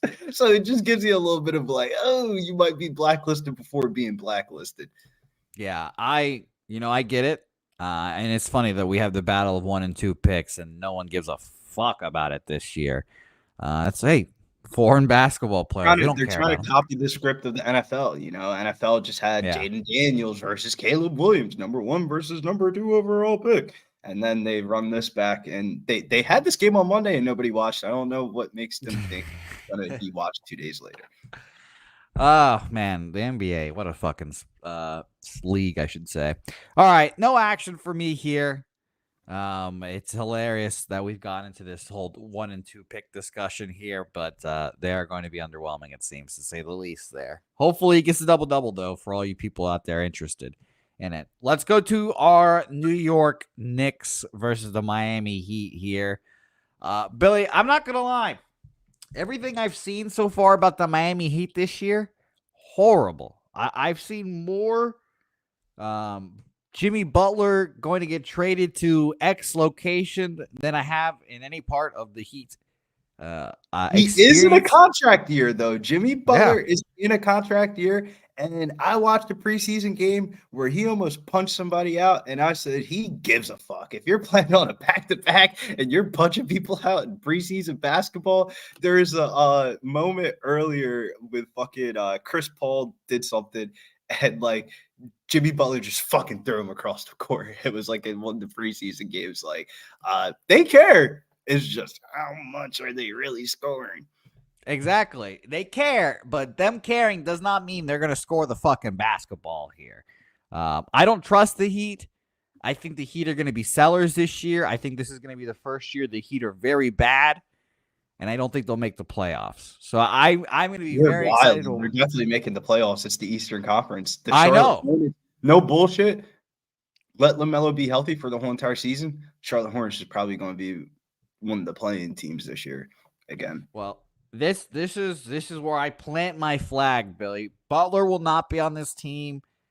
He's probably, I've heard the best trade scenario has been the Rockets. Just let the Rockets give like 3 or 4 of their young players. They've got a shitload of them. Give them to the Heat. Jimmy Butler will go to the Rockets and join that culture, and he'll keep rolling. And I agree. Jimmy's taking the shit seriously. Didn't do any of his media day nonsense as well. So I agree with you guys, but Knicks minus 1.5 admittedly was interesting to me. I know I don't love taking the Knicks just because they're still kind of trying to figure it out. I think it's going to take like a month or 2 for them to figure it out and all this stuff, but I don't want to back the Heat basically in any scenario right now, Billy. I'm not going to lie. The Knicks have looked better since getting demolished on opening night. They blew out Indy by 25 points on Friday in their home opener. They held Halliburton scoreless in that game, which is wild. In their game versus Cleveland, they're up for 3 quarters before in the fourth quarter. Cleveland had a run that they ended up winning 110 to 104. But you got to remember, Jalen Brunson got hurt. He was coming in and out the locker room and stuff in that game. That threw off the whole chemistry in that game. So I don't like. They shouldn't be 1-3, if that makes sense. Or not 1-3, 1-2 this year. Miami is never an easy place to play. Miami has beaten New York in each of their last 5 meetings. At home.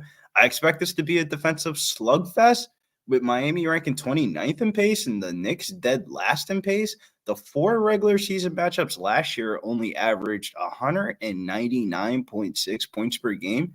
But something about this game just feels like I should not be betting American hard-earned dollars on this, because, I feel like I'm going to bet the under and this shit goes way over and Miami ends up winning. I think Miami's going to win this game. I actually think they score points, but there's no, statistical data to backstab. Okay. I've got nothing on this game. I'm not going to bet the Heats, and I will now root for the Heat to not make the playoffs here. Now, they'll probably make the play-in game, be like the 9th seed and fuck around there. But we'll see. I can't wait, and I obviously want Jimmy Butler to be traded at this point. Now, doesn't this feel like the whatever you bet you're gonna lose type of game? yeah. You bet Knicks -1.5. They win by cover. 1. Yeah, they win by 1. Off of a buzzer beater. They're just like, what the fuck? What happened? Yeah. This screams like I don't want to bet this game. I'm shocked this isn't the ESPN game, to be honest with you. Out of all the ESPN games, I get it. The Pacers and Boston just played each other in the Eastern Conference Finals, but in the watchability rankings for tonight, I ain't watching that fucking game or this game. I'd rather how are you not watching the Lakers in Cleveland? How is that not the ESPN game? Everybody's gonna want to watch that fucking game. That's it. The NBA is soap opera TV, and this is not a soap opera game. This is a BBW beat bitch type of game, and I'm cool in the BBW beat bitches on a fucking Wednesday. All right, no BBW beat bitches for us today. Let's go to maybe the breakout player of the season so far in Paolo Banchero versus the Chicago Bulls. We watched these aforementioned Magic kind of take the soul out of the Heat in night 1, or I guess night 2 that was last Tuesday. I'm high on the Magic. I don't know how high I am on the Magic, Billy. 5.5 on the road. It seems a little light when we're talking the Bulls, but I'm not really in the business of laying points on the road to begin with. It's not something I do in any real sport, and I don't want to start in the NBA. But Paolo Banchero, man, he's been out there. He's been dominating, coming off of a 50-burger the other day, I believe.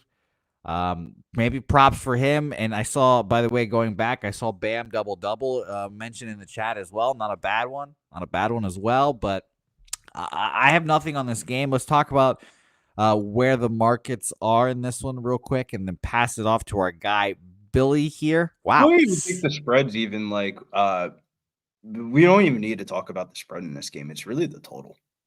Oh, really? Okay, well, go ahead, please.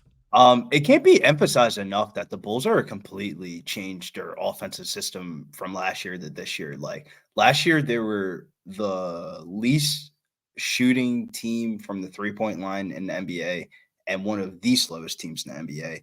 This year, they're the fastest paced team in the NBA by fucking 4 to 5 possessions, and they're second in offensive 3-pointer firing rate, meaning they're getting out and shooting the shit out of the basketball. Chicago's defense is 28th in transition rate allowed and bottom 5 in rim efficiency allowed, which is wild. This is a AAU basketball team. This will be a pace-up spot for the Magic, and I feel like the Magic are going to play right into this up-tempo game environment.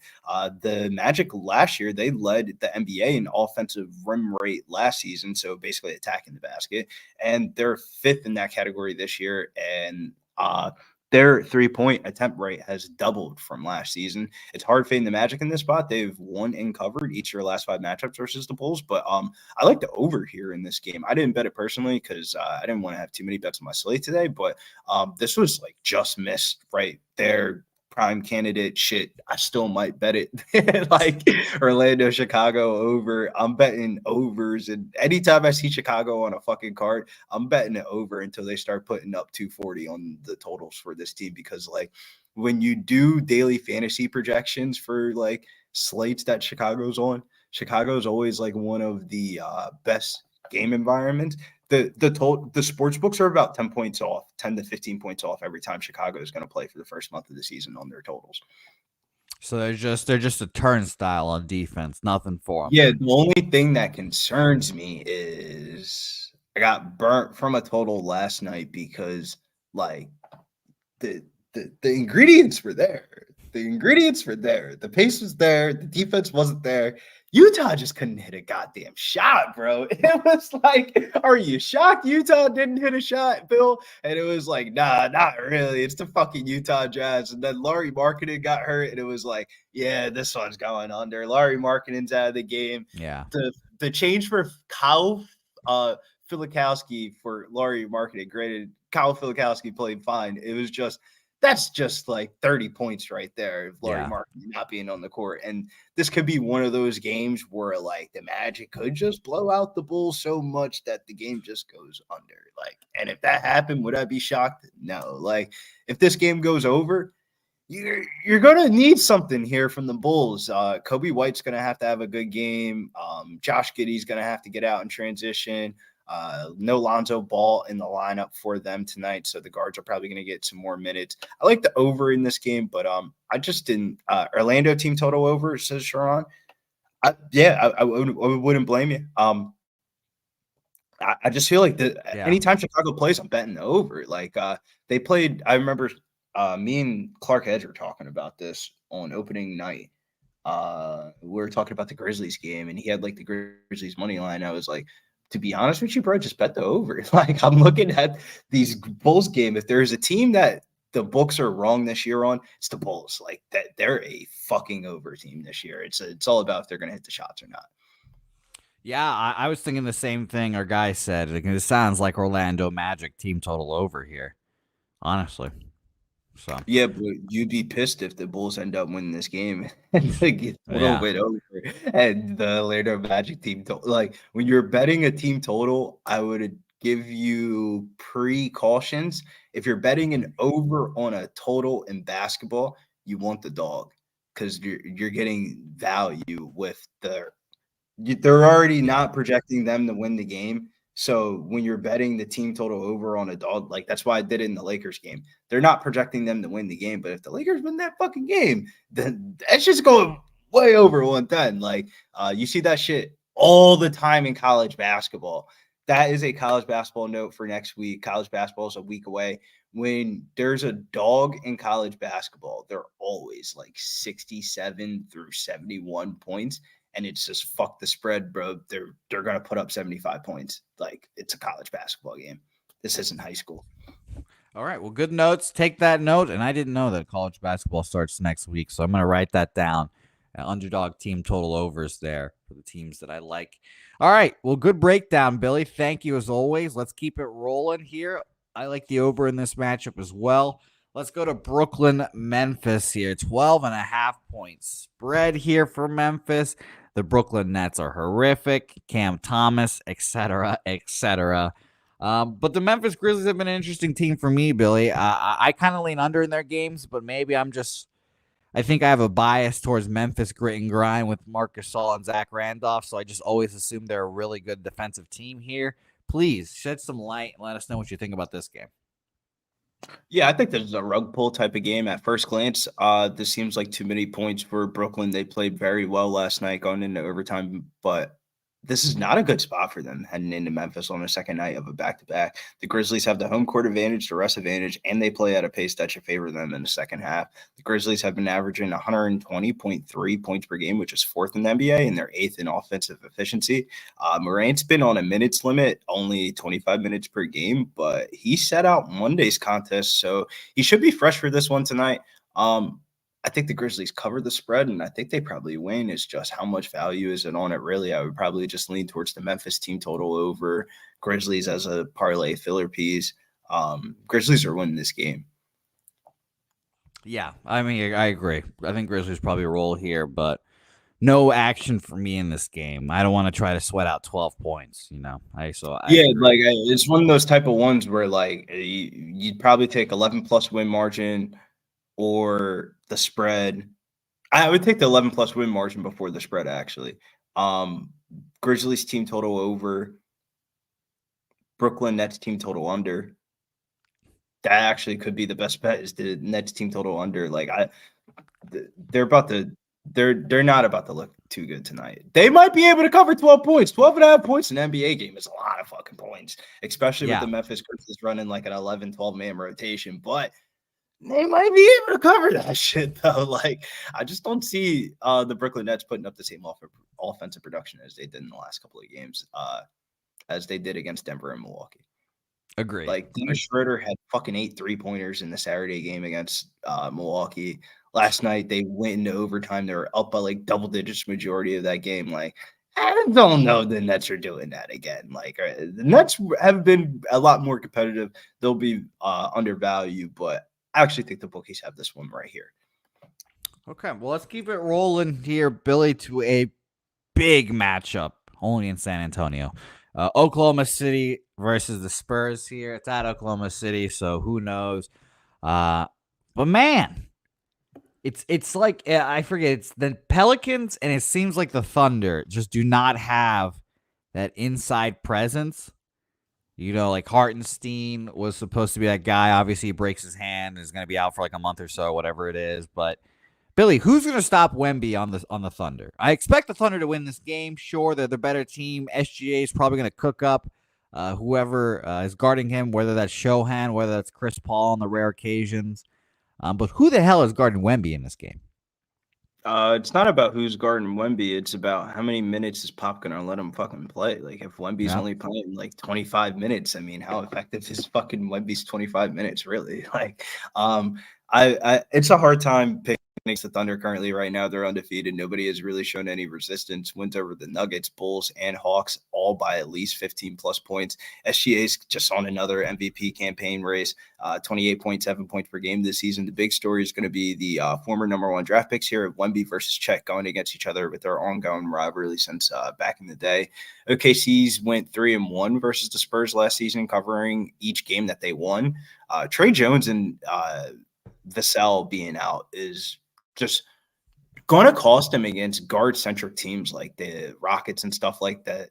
Their last game, like CP3 is way too old to be guarding SGA and some of these other. Yeah, that's what I was thinking as well. I was like, please, on the rare times that CP3 is going to guard SGA, let's just have him hold his own. Yeah. Not do it the whole time. And then the backup, Stephen Castle's like fucking 19 years old. Those are like their main primary guard defenders. Like, you have one really, really old guy and one really, really, like, Stephen Castle's still a kid. They're going to have to switch some matchups. Like, I wouldn't be shocked if Julian Champagne guards SGA, to be honest with you. But I would say Thunder win this game. They cover, but don't be scared of an SGA point prop. Like, I think SGA goes over regardless if they blow them out or not. I think SGA is not going to be affected by a blowout. He had 28 points against Denver, 23 points against the Bulls, and now he's coming off a 35-point game against the Hawks. The Spurs have allowed the most points to opposing point guards out of all teams in the NBA so far this year. So regardless of this being a blowout or not, I think SGA goes up and over that total. Okay. SGA points. Yeah, it's just who the hell, and I said it for Wemby and the Thunder, but who the fuck is going to guard SGA? Champagne does not inspire confidence. I mentioned Shohan just because he's big and a good defender, but you're right when you say it's probably going to be the guards because Shohan's got to deal with everyone else. Yeah. And I hope for the Spurs' sake that Castle plays a lot, and I hope he gets cooked by SGA, but I hope it's a learning experience for him. 19-year-old out there guarding the potential MVP of the league. Hopefully, I think Spurs fans have to be patient with Stephon Castle because when you think of somebody being drafted in the top 5 in the year 2024, you think superstar. We want him on the court immediately. Stephon Castle is one of those old school type of players where like he's probably going to be a third year like player where like he's not going to be really, really nice until his like third or fourth year in the NBA. Agreed. And that feels like the whole draft class this year. Feels like the whole draft class is like that. Just got to be patient with these guys. It seems. Nah, some of this draft class is just straight up role players. Stephon Castle, Yeah. I think Stephon Castle's probably like highest ceiling in the draft class because like his ceiling, like if you see Stephon Castle play against people his own age, like in high school and shit like that, and like before you went to UConn, he was fucking superstar, dunking on people, shooting the shit out of the ball. Like Stephon Castle's nice. He's just got to get just a little bit more mature. He's fucking 19 years old. Yeah. It's funny when you said plays people his own age. He is literally 19 and playing against grown-ass men. So it will take some time. I agree with you wholeheartedly right there. 2 games left on our NBA segment here. We have a good one. Warriors versus the Pelicans here. I mean, Billy, yesterday was such classic NBA betting, man. Pete, bro. I told Pete, Vegas spotted the day. I'm staying off this shit. It's so classic. Curry out. Obviously, everyone's going to bet against the Warriors. And then the classic, your star goes down. All of your role players step up theory. They win that game.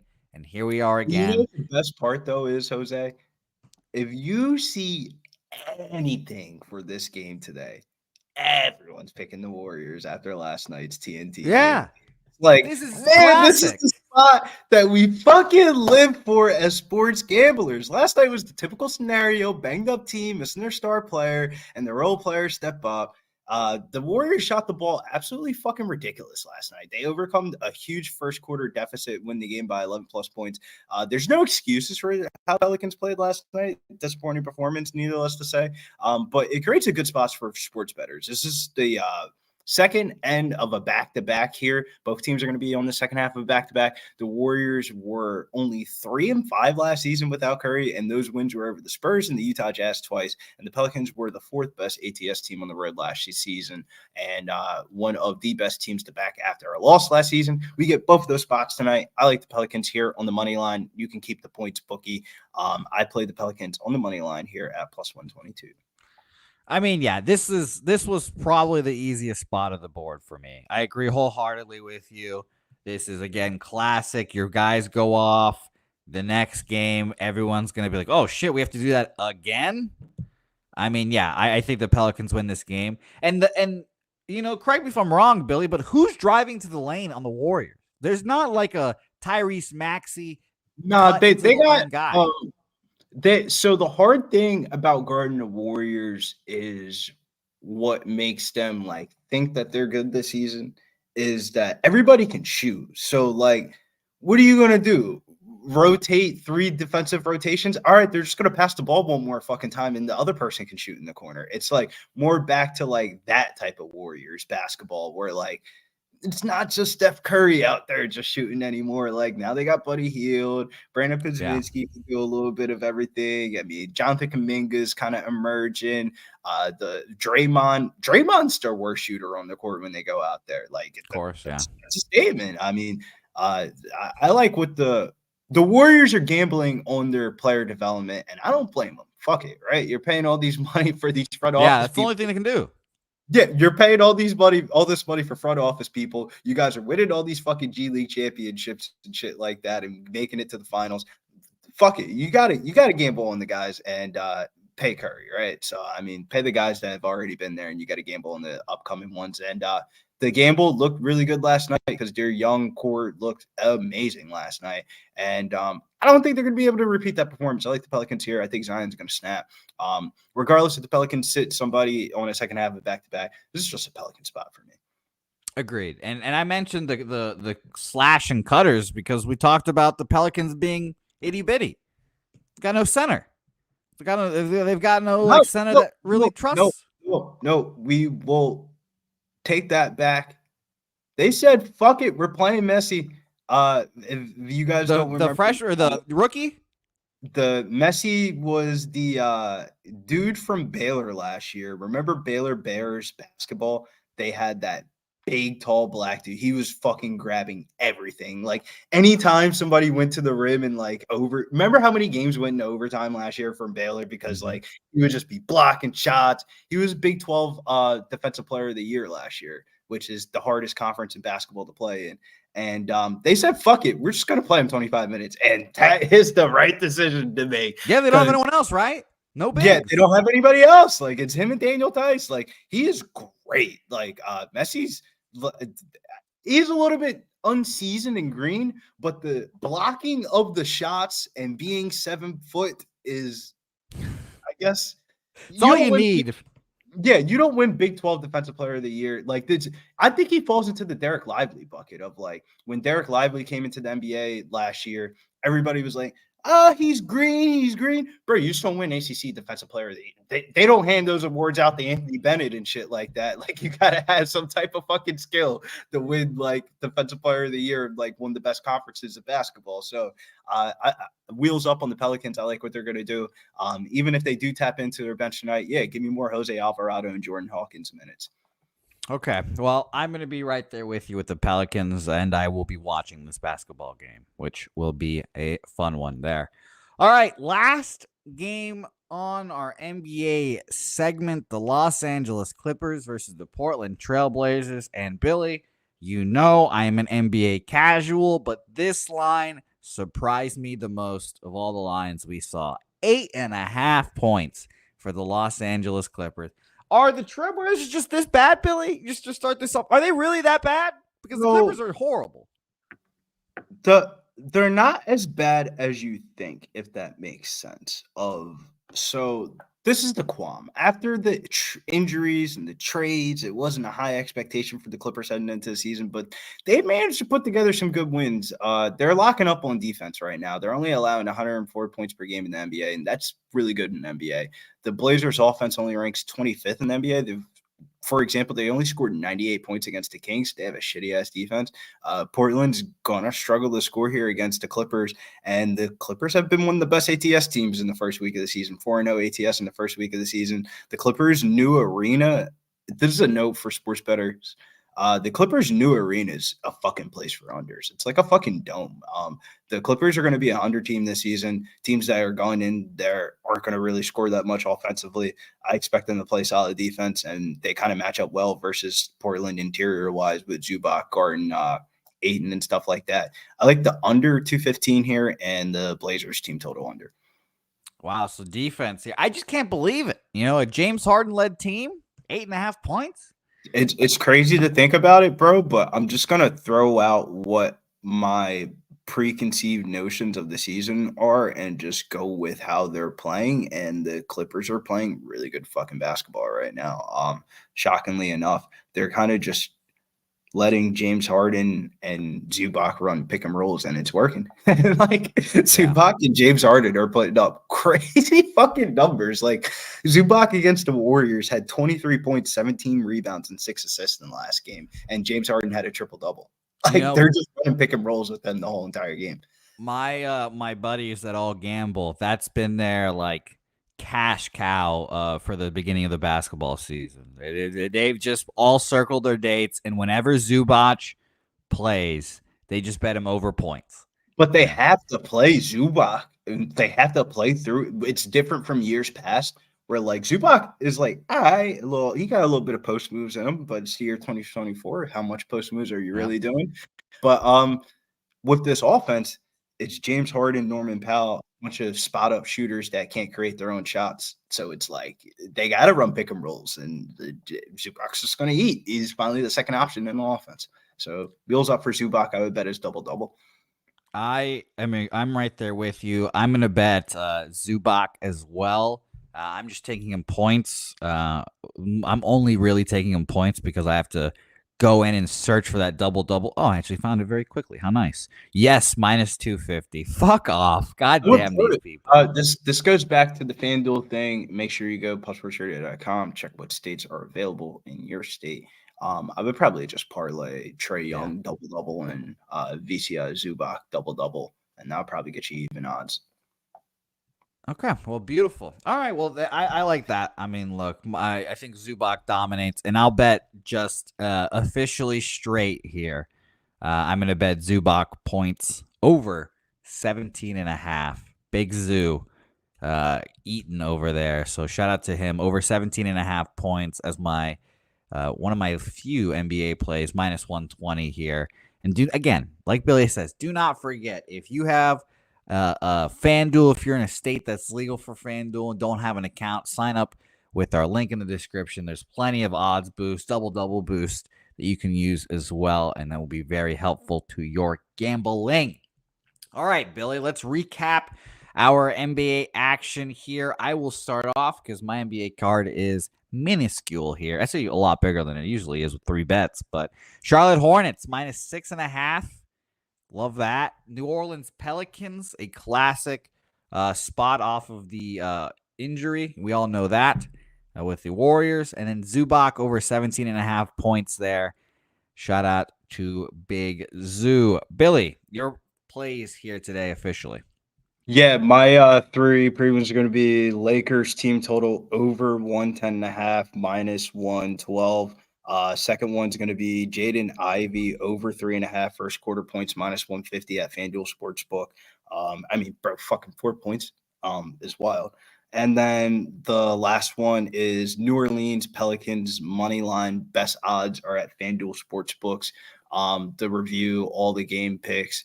I like the Hawks money line, Lakers team total over, the over in Boston Pacers game, Charlotte Hornets minus 6.5, LaMelo Ball over on his points prop. I just like the Jaden Ivey first quarter prop in that game. Fuck everything else. Knicks Miami under, but no confidence in that. Orlando Chicago over 228.5 was just missed. Like, I actually still might bet that by the time that game goes off. I just don't want to get fucked by injury news reporting. Memphis Grizzlies team total over or Brooklyn Nets team total under. SGA over on his points. Thunder 11+ win margin. Pelicans money line. And the last game of the night was Zubac double-double. That's probably going to be parlayed with Trae Young double-double for the double-double odds boost on FanDuel tonight. All right. Well, beautiful. Billy, again, I appreciate you joining me for these NBA segments. You know how I feel about the NBA, and I need an expert to join me, and I'm glad that you can do so here. What's going on this week for the UFC? I know you guys had a big pay-per-view last week, but what's up with the pay-per-view? Was lit last week, man. UFC Locker Room Podcast. Make sure you guys check that one out. Premiere went off last night, but I think more importantly, this might be the last baseball game of the year, and our next fucking guest is the GOAT. He done put some money in my pocket this year in the MLB and on the diamond. There ain't nobody out there in the world that cast a diamond like him. So I'm excited to hear his breakdown because this might be one of the last times you see me bet baseball for the rest of the season. Yes, I can confirm this is going to be the last baseball game of the year as well. So agreed there. But fingers crossed, God damn it. Let's just hope that we can get through that as well. All right, let's talk football here. We've got college football coming here, and then we'll leave the appetizer, I guess the desserts of the MLB game here. We have full college football here. Our guys come in, they give us their best bets, and we'll talk about the games happening today here. I find it very fun. We're switching up the order a little bit here.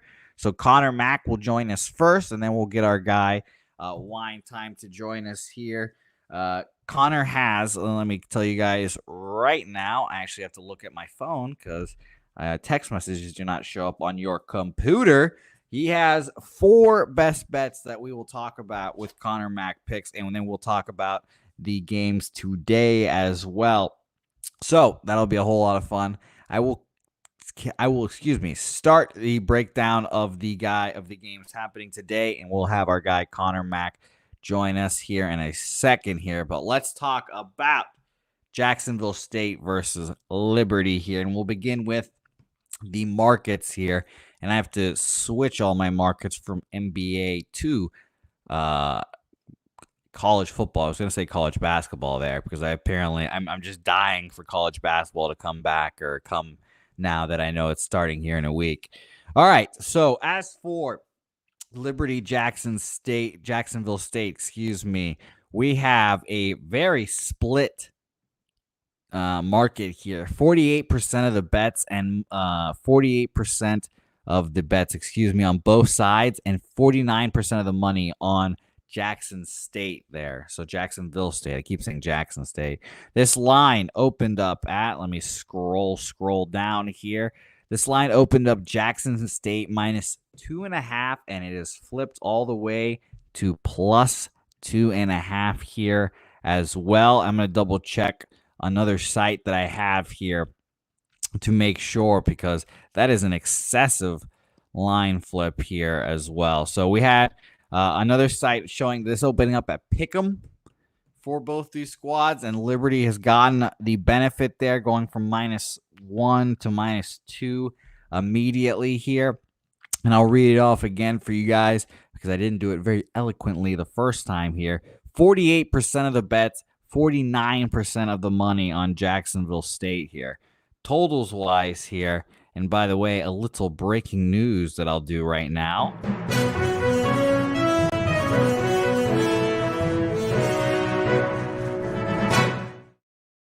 Breaking news, Connor McDavid out for 3 weeks with an ankle injury there. So I mentioned his name earlier in the program, but there you go. 2 to 3 weeks, Connor McDavid is out here. So thank you to Connor McDavid there.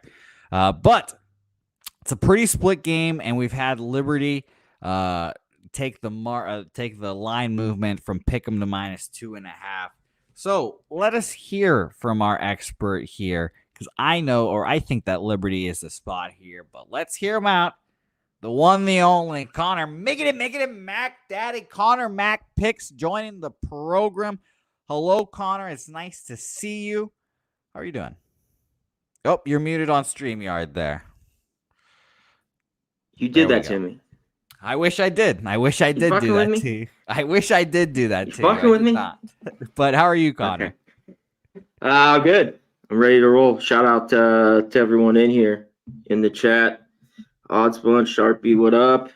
Andrew G, Wager Detective, Chase J, and everyone. What's going on?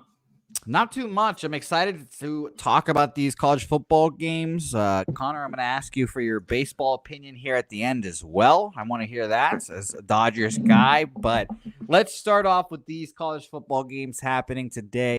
I mentioned Liberty Pick'em gets all the way up to 2.5 now. I was going to say super high total, but 63.5, I guess, is not too high in college football when you have like 78s. Popping up. But what do you think about this game, Connor? Yeah, this should be a really good game. Obviously, Liberty here after the horrific loss to Kennesaw, which we're going to get into last week.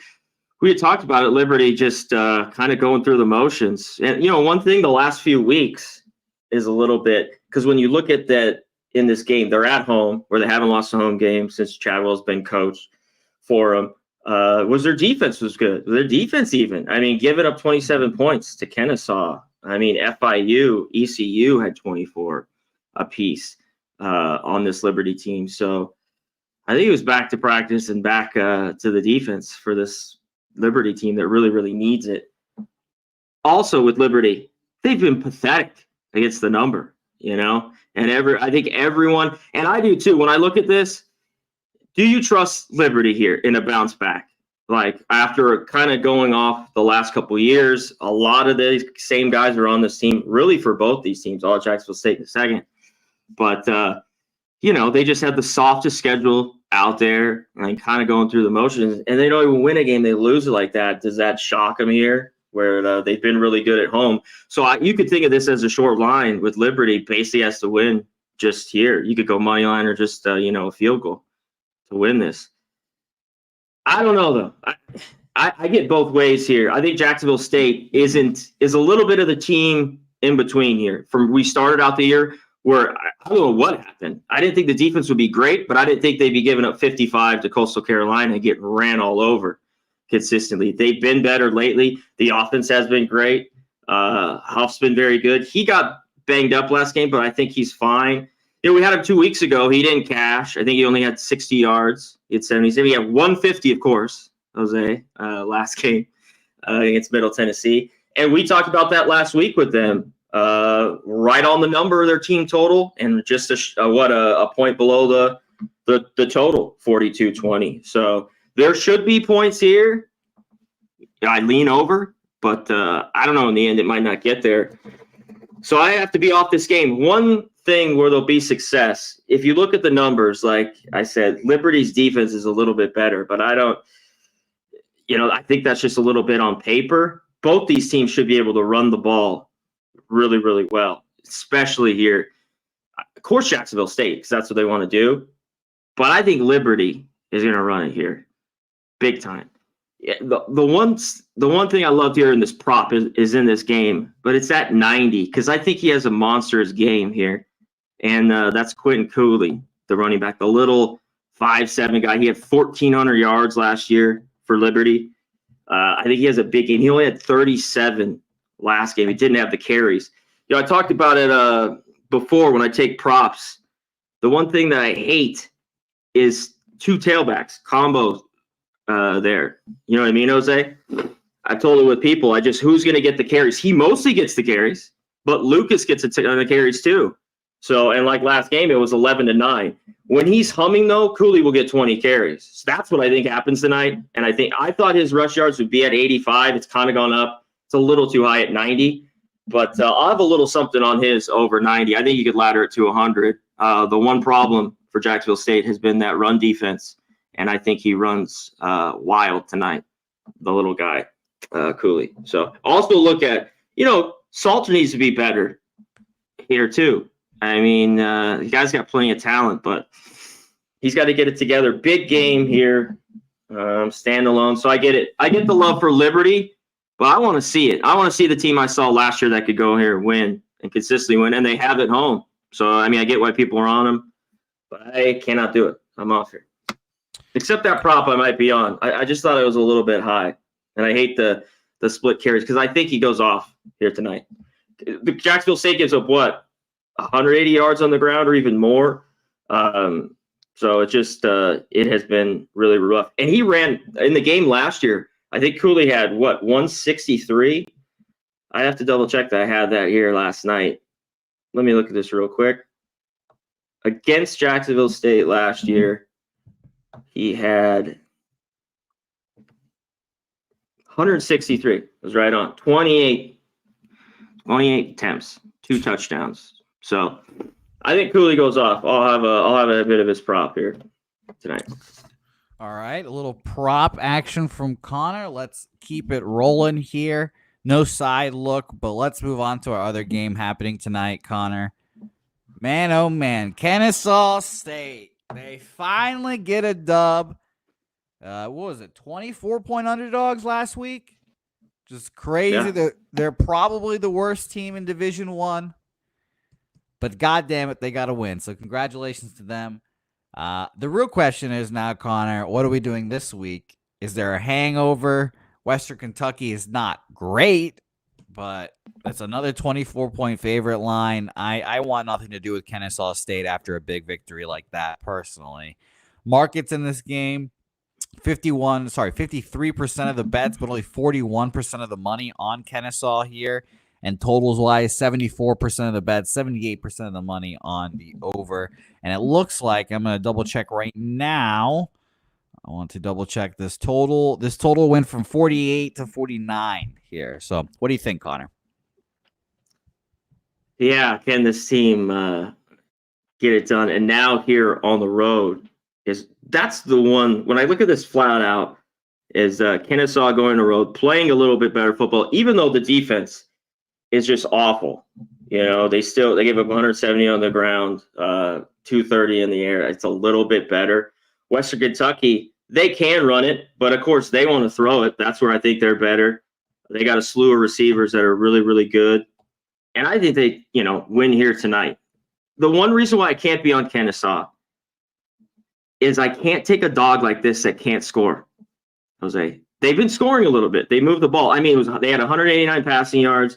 I think they ran for 150 in that game against Liberty, and their defense made some plays. But I go back to, the 5 the week before, and they had some of the junk points, Jacksonville State, in that 63-24. But I consistently see this team not score 10 points or more at all. Now, can Western Kentucky, which I think's defense has played better for, where they used to play and just get into a flat-out shootout?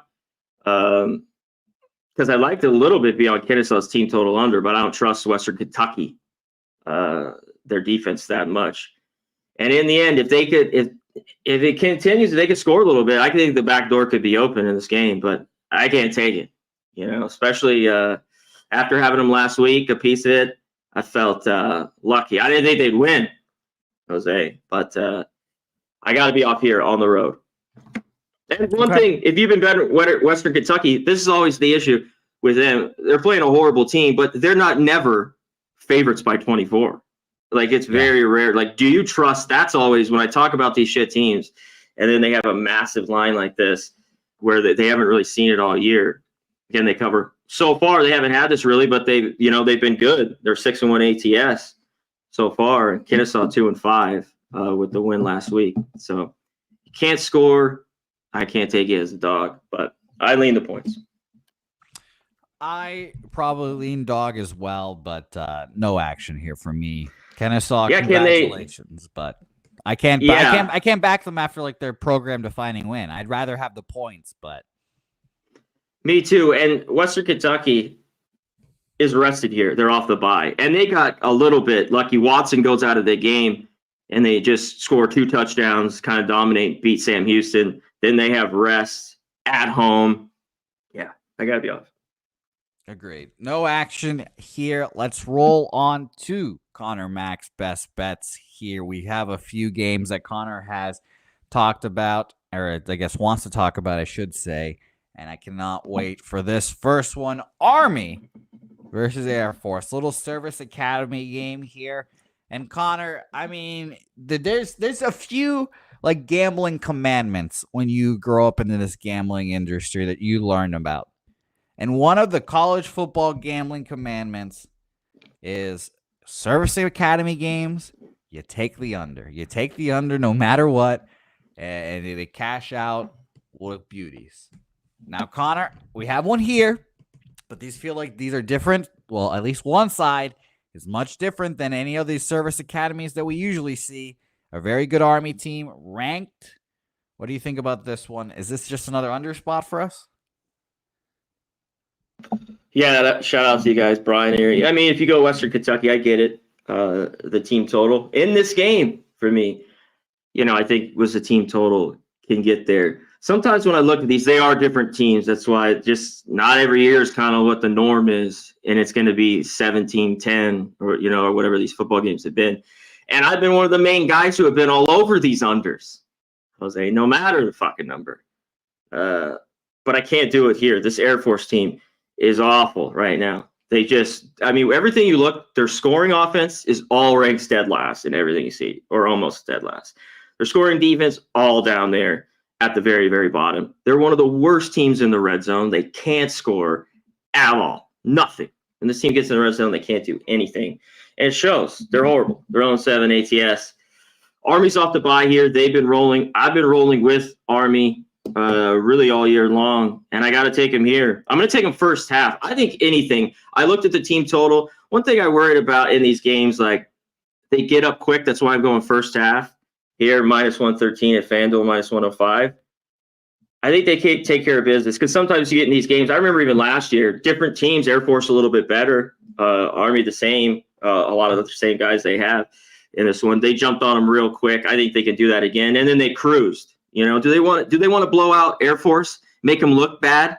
52. Maybe they do. I don't know. I don't think so. I think if they get up to the 30s, 40s, they just pull it, the troops, and and let it ride. But first half, I'm going to take it 2 touchdowns. I think they'll be up 2 touchdowns at least in this game. They're going to run it. And where Air Force has been dreadful, Army, of course, could throw it a little bit, of course, this year. And are throwing a little more, 10 to 15 times a game. Air Force is horrible, though, against the run. Army's going to want to run it. They are just the shits. They've gotten gashed all year. And they're going to get gashed here by Army. So first half, -13.5, -105. All right. Well, I am going to ride with you there, Connor. I like the team total, too. just key numbers, like it was 31.5, it was minus 120. I still think they get there. Like if it was 30.5, I think a lot better. Just if it got there, but I think it gets over that. I mean, I think they, are scoring 35-42 for sure. I'm on Army first half with you. I like the look. Good luck to everyone on Army here. It's gonna be a fun. I cannot wait for this game. But I'm on real quick. I'm on. Yeah, wager check. The good stat there. This is just a totally different team. Usually, Air Force, and even the last 20 years, has probably had the better team for the most years. They're just this is the worst Air Force team I've seen in my probably fucking lifetime. That I've been alive. Especially you, Jose. You're about 18 years old. Yeah, exactly. I know. I mean, I barely saw 9/11, Connor. I was born the day after, obviously. You're fucking with me. Yes. Are you serious? No, I am fucking with you indeed. No. 97 birthday. Tell him. But I don't remember shit. I don't remember shit about it though. But yeah, I'm on Army with you first half. I'm not gonna lie, Connor. I have PTSD from betting Army. One of my first sports bets. Going to Vegas with Preston, with Jeff. One of my first sports bets. Army first half against Rice. And we were walking up, me, Jeff, Preston, we're all slapping ass like, oh, God, this is going to cash so easily, blah, blah, blah. Our Rice sucks. And this guy comes up to us and is like, what do you guys bet? And we told him, like, yeah, Army first half. They're like, and the guy was like, isn't that the team that just runs the ball? Like, and blah, blah, blah, and just kind of shit all over our bet. And we were like, nah, it's going to be fine. And, of course, Army fucking doesn't even win the first half outright. And it was just hilarious to see that. So shout out to Army here. I'm going back to the well with you first half. So good luck to everyone. I think we get it. Let's go on. I've never seen this bad at an Air Force team. It's been rough times. And the lone kind of game they got into a little bit of a shootout was when they played New Mexico. Doesn't have a great defense where they scored 37. But this team, I mean, their team total, I always talk about it. A touchdown and a field goal, I lose. It's 9.5. I think they score a touchdown that's it for Air Force. So I'd take their team total under 9.5. Well, that's good for us. Let's go Army beat Air Force. Let's roll on to another game here. Duke versus the University of Miami. It's funny that for like a decade plus, it was like, is Miami back? Is Texas back? Blah, blah, blah. Now they're both finally playing really well at the same time. Cam Ward, we all know the deal at this point. Connor, I'm interested why this was your game picked a 20.5 point spread here, which is always fascinating as well. 89% of the bets, 90% of the money on Duke here, surprisingly enough. Did not expect Duke to get that kind of love. And for the total, 69% of the bets, 59% of the money on the over in this game. Connor Mack, what do you have on this one? Yeah, there's not much, but sometimes, in sports like this with college football, I have to go from everything that I've seen and what I've been cashing. And it's not always the best where I look at like the NFL. I don't want a public dog. I don't give a shit here. Miami's a better team. But this team is not very good defensively, and it shows in who they played. And we've seen it in a ton of their games. I mean, even for Florida State to get 14. With that offense has been horrible. They score 14 every game. I mean, they can't. So, hats off to Miami for that. But they'll be able to score in this game. This also gets to one thing with Miami. They've been a cash cow to the over. And I think this game could get over as well. And Miami's going to score in this one. They have the weapons. They're at home. But I think this is wild. I think this number is too big. With a defense like that, laying this number. Last week, I think it was all right. And depending where you got it, you either covered or you didn't. A lot of people got 23, and they covered with Florida State. Duke's a better team here at all. And it was last week. I had them against SMU. They covered those plenty. But they had 5 or 6 turnovers. They went for the winning field goal. It got blocked. They could have won in overtime. They lost. So hats off to SMU for getting it done. But this team has the better defense here in Duke, and it's shown all year long. And they continue to get it done, and they're going to get it done here this week. One thing, Manny Diaz obviously gets booted. Here's the whole coaching. there was a lot of same coaches last week. That's why I loved it so much against SMU. They had been on both those sides. So, and at the year, Miami, even at home, laying this number with that defense can't be trusted. I'm on Duke here. Give me the plus 21.5. They cover this number. They've covered all year. Depending, you push the Georgia Tech. I lost because we got it so early. And they missed a field goal and drove all the way down the field and lost on downs because they had to go for it. They would have covered. They were winning that game at halftime against Georgia Tech. 14-10, I think it was, or 10-7 maybe. So better defense. Their offense at times isn't the best, but they're a little bit stronger. To me, Miami, other than Ward's going to make huge plays, I think Miami's still sloppy. They're still sloppy with penalties. You know what? And Duke has beat them a lot in this rivalry the last few years. Like, this has not been owned. Miami's had a few blowout wins, but Duke's beat them, I think, 4 out of the last 6 or something like that. What do you got? 3 out of the last 5 here? 3 out of the last 5. Duke's got him. And normally Duke, you think about, is there that offense that was pretty good the last few years. But right now, I think they have the better special teams and the better defense. And they'll be able to score on that Miami defense that I think has flaws, especially in the secondary. That secondary has, I think, some issues. So after 3 touchdowns, give me the 21. All right. Well, Connor Mack picks taking the Dukies here against Miami to keep it close-ish. Just keep it 14 points. We're not asking for much. They're going to. The only reason they don't is if they have one of these crazy games, which I've seen to be on a couple, that have just had they have 4 turnovers. Yeah. If they don't turn the ball over, they're definitely covering this game. If they take care of the ball, that's the only problem. If they have some weird game, which can happen in college football. It definitely can. Shout out to Kong's Clips as well, dropping plays in the chat here. Likes the over in this game here as well. Shout out to you, Kongs. It gets over. I'll have a piece of this over. It does. All right, let's go to our next game. Vanderbilt Auburn. Again, admittedly, like 3 weeks ago, this matchup was a little more sexy. Vanderbilt ranked. Auburn feeling good about themselves. But Connor, it's funny to watch how important one player can be to a program.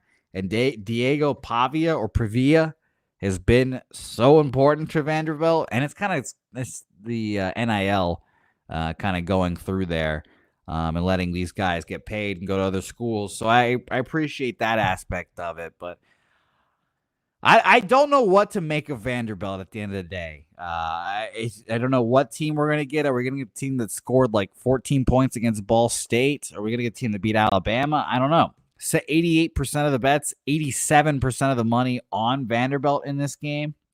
And for the spread here, it opened up at a 7. We've gone down to 6.5 here. So it's a good sign for Vanderbilt backers there. And as for the spread here, we have 76% of the bets and money on the over in this game as well. Connor, you're picking this game. Yeah, I love a couple things in this game. Let's get right to it. To me, this total's too high. I'm going to be all over this under. I love that there's a bunch of money on the over. Both these teams don't play fast, really. Like, Auburn wants to try to, they just can't. And one thing all week, Vanderbilt's going to have to stop Hunter, who had like 260 yards last week for Auburn. Just had a massive game in their win over Kentucky. And we're down 10-0 in that game and 24 unanswered to win. I always love this Auburn defense at home, this game. But one thing I'll get to Vandy is all of a sudden they're not an offensive team that wants to go at all. They've had 10 less possessions a game, starting the last 4 or 5. This team wants to go slow. The coach just talked about it, Clark Lee. So they're going to continue to go slow and long drives. They haven't even had 10 more possessions in any of these games that I talked about. Look, last week it pushed with Texas. They're playing Texas. Everyone thought Texas was going to score a shitload of points on them. The game was back and forth. One thing with Vandy, they need one more win to go bowling. And all these games, they've been in them, Jose. And I think the defense has continued to improve. from the very beginning of the year where I think it was pretty soft. I think they've gotten better all year long, and they're going to get a win. They're here. They have South Carolina at home, at LSU. I doubt that one probably could be tough, and then home at Tennessee. So out of all these, they get one more, and this game goes under. This is just going to be a back and forth. I think there'll be a turnover or two. You want to back Peyton Thorne as a touchdown favorite? Go ahead. I don't buy this Auburn team at all, other than Hunter running the ball. Their defense is still pretty solid. And this number has gotten tightened, of course, with Vanderbilt, because you know why? They just keep covering the number.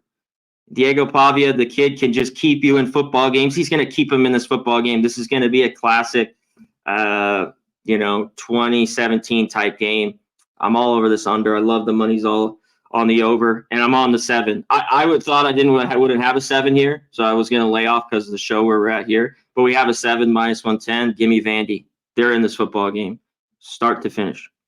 I agree. I think you have to bet Vanderbilt in this game and in their next game. And when they play LSU and Tennessee, that's when it gets rocky. Maybe. But they need to win one of these next 2 games, basically, to become bowl. And I'm sure it's been a while since Vanderbilt's become bowl eligible. Well, we got to see it. I don't think this is the team to blow out Vanderbilt, unless there's, after we've seen Texas, at Kentucky. Everyone wanted to fade him after the win against Alabama. I mean, they played Missouri down to the wire. That was the OT the week before.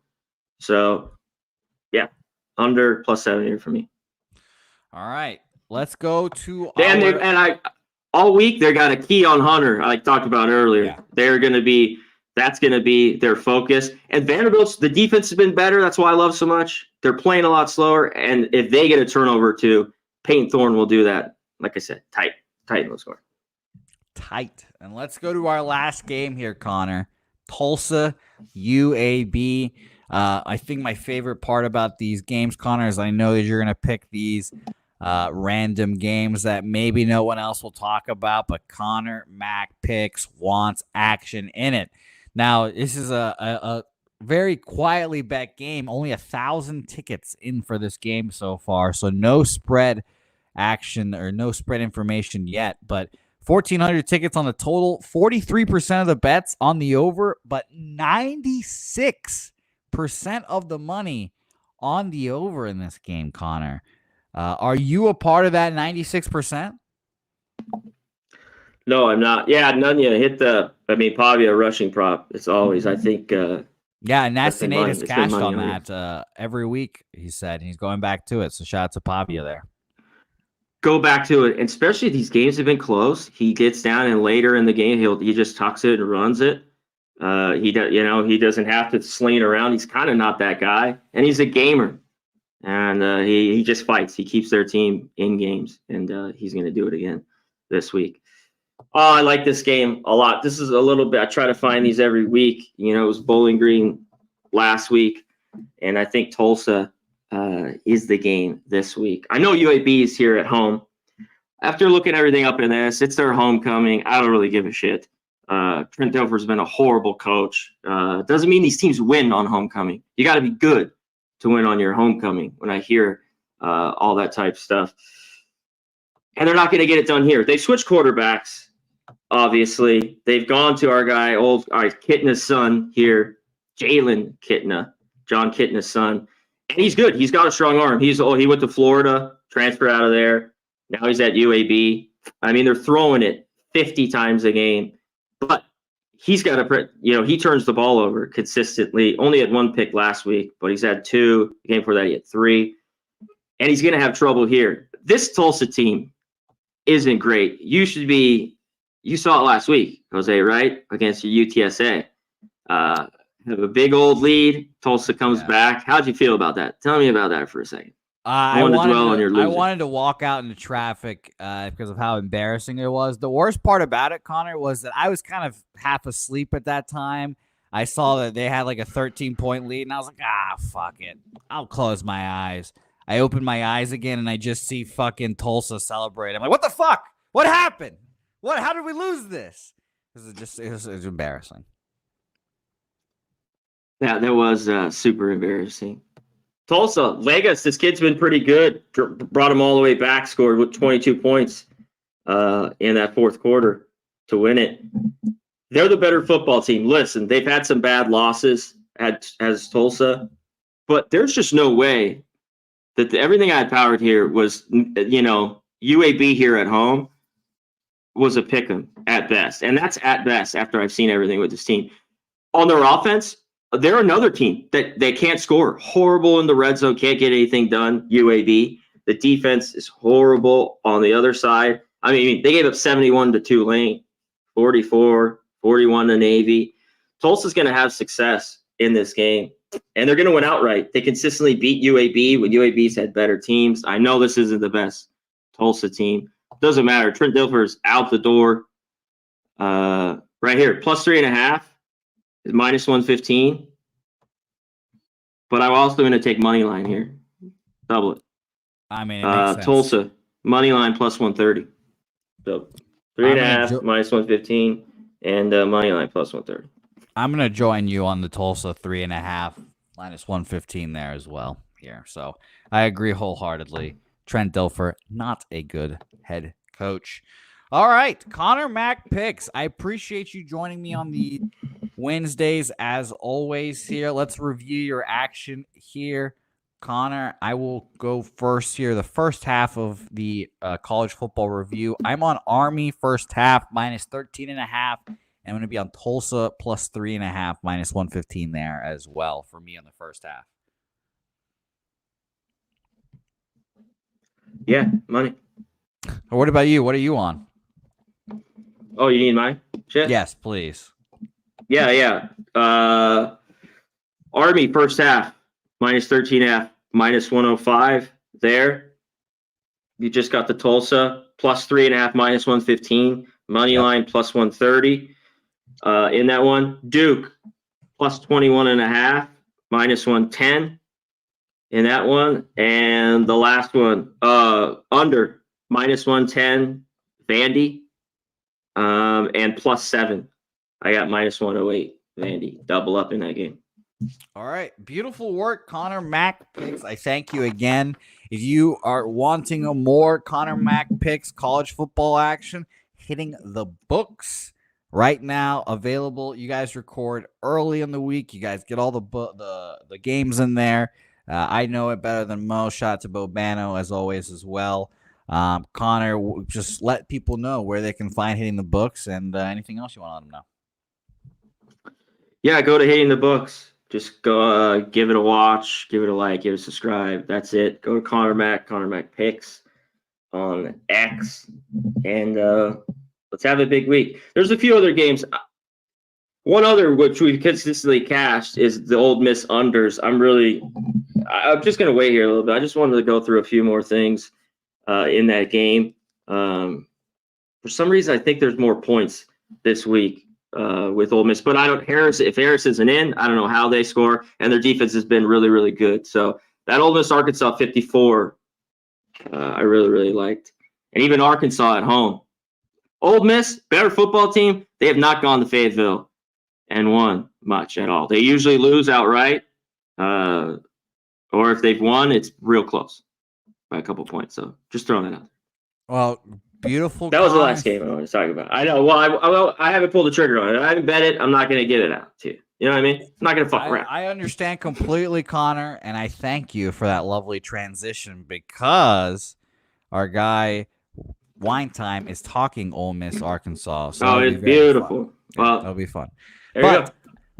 I will also quickly mention Wine Time has construction in his house, so we'll see if we do get Wine Time as well. There's construction going on, so loud noises, etc. But Connor, thank you again. I appreciate it, my man, and I'll talk to you very soon. Sounds good. Shout out to the chat. Love you guys. Peace. All right. Beautiful work. Let's go to our next guy. Let's hold off the construction workers for another 20 minutes. Let's lock the door so they can't come in. And let's talk college football with the one, the only Wine Time Sports joining the program. Wine, hello. It's nice to see you. How's the construction going? Hey, they literally just knocked on my door before you're about to introduce me. They're like, I was like, oh, can you guys give me 20, 30 minutes? And they're like, oh, yeah. They're like, we just want to tell you that we're here, though. So I was like, okay, yeah, just give me 20, 30 minutes. So we're good to go, boys. We are good to go, and let's keep it rolling here. Wine time. Connor Mack picks introduced this game beautifully. Ole Miss, Arkansas. His third eye was open, and he knew that this game was next. And I'm excited to hear your opinion on it. Wine Time Sports, 72% of the bets, 64% of the money on the over in this game to start off this breakdown. And for the spread, we have 70% of the bets and 70% of the money on Ole Miss minus the points here. I will mention Arkansas here real quick. They opened up at a 7 and it's still a 7. So all that money on Ole Miss, we have not had much movement yet. What do you think about this game, Wine Time? Yeah, Jose, a couple of weeks ago, we talked about that Arkansas LSU game. Arkansas was playing at home. I talked about how their crowd was going to be rocking and rolling. They definitely were in that spot. It's just definitely a bad spot for that offense against that defense. Looking into this game, though, man, they're playing at home, playing at Arkansas. This is going to be a hostile environment per usual there. They still got a good record going into this. They come off a big win against Mississippi State. Sure enough, Mississippi State isn't one of the top tier programs in the SEC, but still going on the road and winning against an SEC team by margin is still good. Taylor Green looked amazing in that game. He was able to do whatever he wanted to on the ground, in the air. This guy, if he has protection, man, he can make some pretty big plays, especially with his legs, especially against this Ole Miss team, man. Jose, this was one of the teams I was really high on coming into this season. I texted everybody, I love this Ole Miss team. I don't think they're going to lose a game this season. Get in on their futures, national champion, Jackson Dart Heisman. This season's starting to, they're coming into this game being only the 19th team in the nation with 2 losses now, with everything on the line in this game. Don't get me wrong. Coming off a big win in Oklahoma, hostile environment. It was a close first half. Ole Miss went out there and they looked really good in that third quarter. Their first couple of drives, they were able to go down the field and score with ease, as I thought they would be able to do all season long. I mean, they've got the playmakers. They've got Trey Harris, they've got Juice Wells, they've got Jackson Dart, a top 5 quarterback in college football, if we're being completely honest. So with that being said, man, Ole Miss losing to LSU a couple weeks ago by 3 points. Everything's on the line here for them. I get that. It's a team I'm high on. It's not a team that's really covering the spread too much, honestly, against top-tier opponents. And I'm considering Arkansas more of a top-tier opponent, considering they're in the SEC and they're playing really well in games.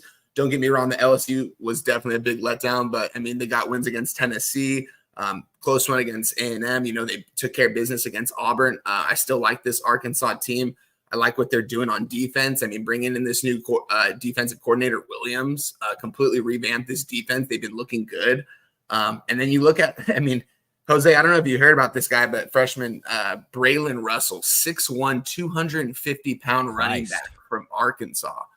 Absolute stud, freshman, 18 years old. He's got speed. He's got power. They've got that other good running back as well, too. Jaquindon Jackson, he was supposed to be the RB1. He's kind of been dealing with a couple injuries lately, but them two are definitely the two-headed monster over there. I'm talking about a guy with speed and then another guy with power and speed. It's going to be tough for Ole Miss to stop these guys. Don't get me wrong. Ole Miss going into this season, I wasn't high on this defense, but everyone should be high on this defense. This is one of the better defenses in the nation, not one of the better offenses in the nation, surprisingly enough. I think there's too many points we're getting with Arkansas here at home. I think Taylor Green, if he can take time off the clock and if they can run the ball with these two backs and then as well Green getting involved with his legs, I think they're going to be able to easily cover this spread. I definitely think Ole Miss will probably pull this game out last second. It's going to be a 3-point game, I feel like, no matter what.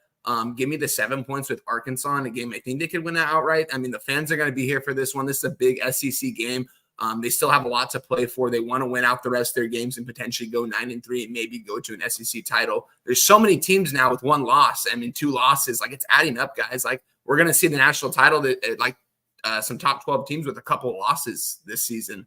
That's just the way we're heading in college football right now. Anything can happen on any given day. Give me Arkansas plus the 7, minus 110. I got it on Monday night. Still the same number right now. All right. Beautiful. You and Connor both agreeing there.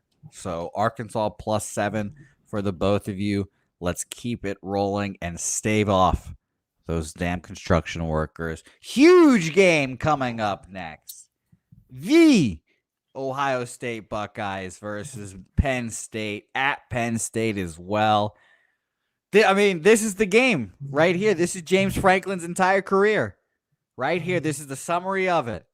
Penn State, and God bless the bigger playoffs for him especially. Penn State can get there. They'll get to the big games undefeated, whatever it is.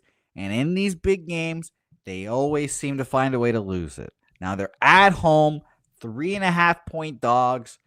I'm fascinated to hear your thoughts on this game, Wine Time. Market in it. Unsurprisingly to me, 76% of the bets, 83% of the money on the Ohio State Buckeyes. So not many people are believing in Penn State here. And for the total, huge sharp action on the total. 30% of the bets, but 67% of the money on the under in this game. Huge sharp action. Let's see if that total has come down a bit. I'm interested in that, obviously, here. So let us scroll real quick. Yeah, we had a 48 opener, and now we're down to a 45. Good Lord. Wine, what do you think? This is a spot I wish I would have gone on the under on originally. It's dropped too much for me. I definitely do lean towards the under. This is a game I'm not going to trust the market in, though. Last week I trusted a lot of the games in the market and definitely came up short in a couple of those. This is something I'm going to turn my head to the market. I see all the bets on Ohio State and the line not really moving. Listen, Ohio State, everything is on the line here for this coaching staff, for Ryan Day, Chip Kelly. If they lose this game, Ryan Day's getting the can at the end of the season 100%. It's already been talked about. They have to pretty much win a national championship this year to keep this staff because, of what they have. Look at these wide receivers, Jose. We're talking about Jeremiah Smith. We're talking about Ibuga. Like, all these guys are first-round NFL talent. You got to get the ball in their hands. I get it. Ohio State likes to run the ball. I saw Chip Kelly run the ball at an elite rate at UCLA. He's doing that right now at Ohio State. They like to run the football. They're going to run the football. They've established that. Look what they did against Nebraska. It was a close game all the way through. They didn't want to get the hands in the playmakers or the wide receivers. They wanted to get it in the running backs' hands and just burn this clock out and somehow burn this game out.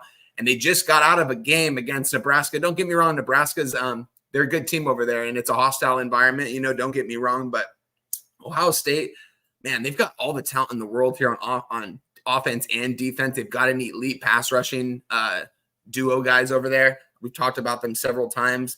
On the other hand, though, Penn State, man, this defense is legit too. I feel like I've talked about Penn State probably the last 4 weeks and I've cashed on them every single, either fading them every single week other than last week. In a game where, it was a tough game against Wisconsin. Wisconsin was winning at the half and they ended up blowing the game, blowing the cover. Penn State's backup quarterback came in. Wisconsin wasn't prepared for that. And that's another thing we have to talk about, Jose. Who's going to be the starting quarterback here for the Penn State Nifty Lions? Is it going to be Drew Aller? Is it going to be the backup? The backup looked like a lot more comfortable in that offense. Don't get me wrong. Drew Aller's very elite on the ground with his legs. He's way more of an athlete, I'm going to say. But, this other kid can run with it too, though. And he looks like he has a little bit more arm talent, if I'm being completely honest. And they look good against Wisconsin. They couldn't get anything going in that first half. Drew Aller was pissed going into the half, yelling at his guys. He ends up getting hurt. The backup comes in and pretty much wins the game and covers for him. I think if Drew Aller plays in that game, they might even lose that game outright. But Ohio State, man, Chip Kelly, this guy wants to get back to the NFL. There's a reason why he left the head coaching position for an offensive coordinator position. He wants to be an offensive coordinator at the next level. He hasn't showed me that he can do that. Honestly, I'm being completely honest. This season, yeah, they've been beaten up on weaker opponents, but against these veteran opponents like Oregon, like Nebraska, this offense hasn't been elite. They got stopped on the run game last week against Nebraska, so that worries me. In Ohio State, they are missing a couple offensive linemen, but everything's on the line here. I believe in the quarterback. I believe in that they're going to Will Howard. He's a fifth-year guy. He's taken so many reps at the quarterback position. Everything's on the line here for him, for the coaching staff to get to a national title. They can't lose this game, Jose. They can't lose this game. I'm on the -3. I paid a little juice at -120. You could probably still get -120, -125 at other spots as well. But I'm on Ohio State here. I think they're going to take care of business and give me the -3. I'm not going to take the 3.5, but this team burned me a couple weeks ago against Oregon when I said, they're just the clear-cut better team. And in this spot, they are the clear-cut better team. And look at the coaching mismatch here. Franklin always loses to Ohio State. Doesn't always not cover the spread, but he always loses to Ohio State. It's going to be a tough environment. Don't get me wrong, but give me Ohio State -3, -120. Ohio State -3, -120 for Wine Time Sports. Huge matchup, and I'm glad we hear your opinion on it. I can't wait to watch this game. I agree with you, though. I lean Ohio State as well. Next, let's talk about the Bruins. Of course, it's not a Wine Time show without talking about UCLA. UCLA versus Nebraska here. A little surprised at how big this spread is. I'm not going to lie. 6.5. I thought it'd be a little tighter. Nebraska really has not shown themselves to be a necessarily gigantic powerhouse, but they're definitely building. Raiola looks better every game, et cetera, et cetera. But I don't know, Wine. I find it fascinating when you talk about your UCLA Bruins. You have the heartbeat of this team better laid out than most. 93% of the bets, 88% of the money on Nebraska here, which is, again, surprising to see all that money on one side there. So let's check out where this line opened up at. UCLA opened up at a 7.5, and we're down to 6.5. With all that money on Nebraska, I mean, come on. 96% of the bets, 98% of the money on the over in this game as well. Wine, why are we not on UCLA here? Yeah, they've covered the spread in 5 straight games. I've came on here and talked about them. I've talked about them having the toughest schedule in all of college football. If you look at the number, I mean, you Google that, they're going to have like the 3rd highest ranked schedule. If you ask me, no one has played a gauntlet of a schedule as them. They covered the spread, the last 5 games, big win against Rutgers, give or take. Rutgers is kind of a struggling program right now with a lot of injuries. We talked about it last week. They got the win outright as a +4. I think they actually opened as a +6 is what I got at them. But winning the game outright, the score looked a lot closer than the game actually was because there was a lot of scoring in that final 2 minutes. There was a turnover by UCLA late, so. But that being said, UCLA coming off a bye, man. This team's juiced. I've been watching their interviews in practice, man. All these players are like, it's weird. Like the first, after that loss to Indiana, to them, like they were almost giving up because of the gauntlet of a schedule. They're pretty much like, this season's over if we can't beat Indiana. But now the rest of their schedule is pretty easy. I mean, they should have beaten Minnesota at home. They lost on the last possession of the game to Minnesota at home. They took care of Rutgers last week on the road. Going on the road again against Nebraska, it's going to be a hostile environment. We talk about these environments. Man, this is a game I am going to trust the market. I'm going to trust the eye test here because it looks like to me UCLA is the better team here, honestly, if I'm going to be completely honest. Nebraska did put up a good game against Ohio State. Ohio State didn't look like they really wanted to blow them out of the game, though, as we just talked about. It looked like they just wanted to run that clock out and win the game. That's what they want to do. They're looking for wins, not to cover these spreads, these big spreads that they are. In this spot, man, I got in at UCLA +7, man. You know what I mean? Like, I don't know how we can't take them. I'm going to give out UCLA +7. I'm going to also give out the under 41 -110. This is going to be a low-scoring game. I don't expect this to hit 40. It's still at a 40.5 right now. 2 teams that are going to run the ball in this matchup. I have this circled here, Jose. If you guys want to go look at the weather report, man, Saturday, 25 to 45 mile per hour wind gusts, 60% chance of rain. No one's going to be able to throw the ball successfully in this game. What does UCLA do? They stop the run. They're 20th in the nation at stopping the run, at only giving up 3.4 yards per carry. They've got good linebackers over there. They face superior opponents than this Nebraska team, if you ask me. I definitely think they can hang with them in this game. You know what, Jose? I'm going to go on a big limb right here. I'm still going to, because I'm just kind of got the construction workers outside. I'm going to give out UCLA money line +210 as well. They're going to win this game outright. So I got 3 plays in this game. UCLA +7 -110, the money line +210, and the under 41 -110. We're going to hit these guys. UCLA is going to go out there looking to win. They're looking to win the rest of their games. That's what all the players and the coaching staff is saying. They have a very favorable schedule the rest of the season. They still can make a bowl game, and I expect them to do it. So give me them to win this game outright. If they lay an egg here, I mean, I'll still take it, Jose, because, I mean, I've cashed with them in 5 straight games, and, we've cashed with them on the under in a couple of those as well. So I'm playing with a lot of house money with this UCLA team. Give it all to me here in this game. I will be joining you. I'm going to take UCLA +6.5, and I'm going to take the under in this game here as well, under 41 there as well. So beautiful work there, Wine. I like the markets here, and I believe in our UCLA Bruins. Let's move on to our last game before we get into the World Series, and we have a game with 2 ranked opponents in the ACC. SMU, the newcomer, versus Pitt. Man, what an interesting battle in the ACC, because we don't have these two ranked opponent matchups all that often in it. 81% of the bets, 85% of the money on Pitt here. I thought this line was indeed a little bit too wide, but I was not moving on it. 74% of the bets, 95% of the money on the over. Probably not going to be a game that I move on necessarily. 60.5 was this opener, now down to a 58. And again, I'll mention that there's only 5% of the money and 26% of the bets on the under. So maybe I consider taking an under in this game. You guys know how I operate capping wise at this point, if you've watched the program enough.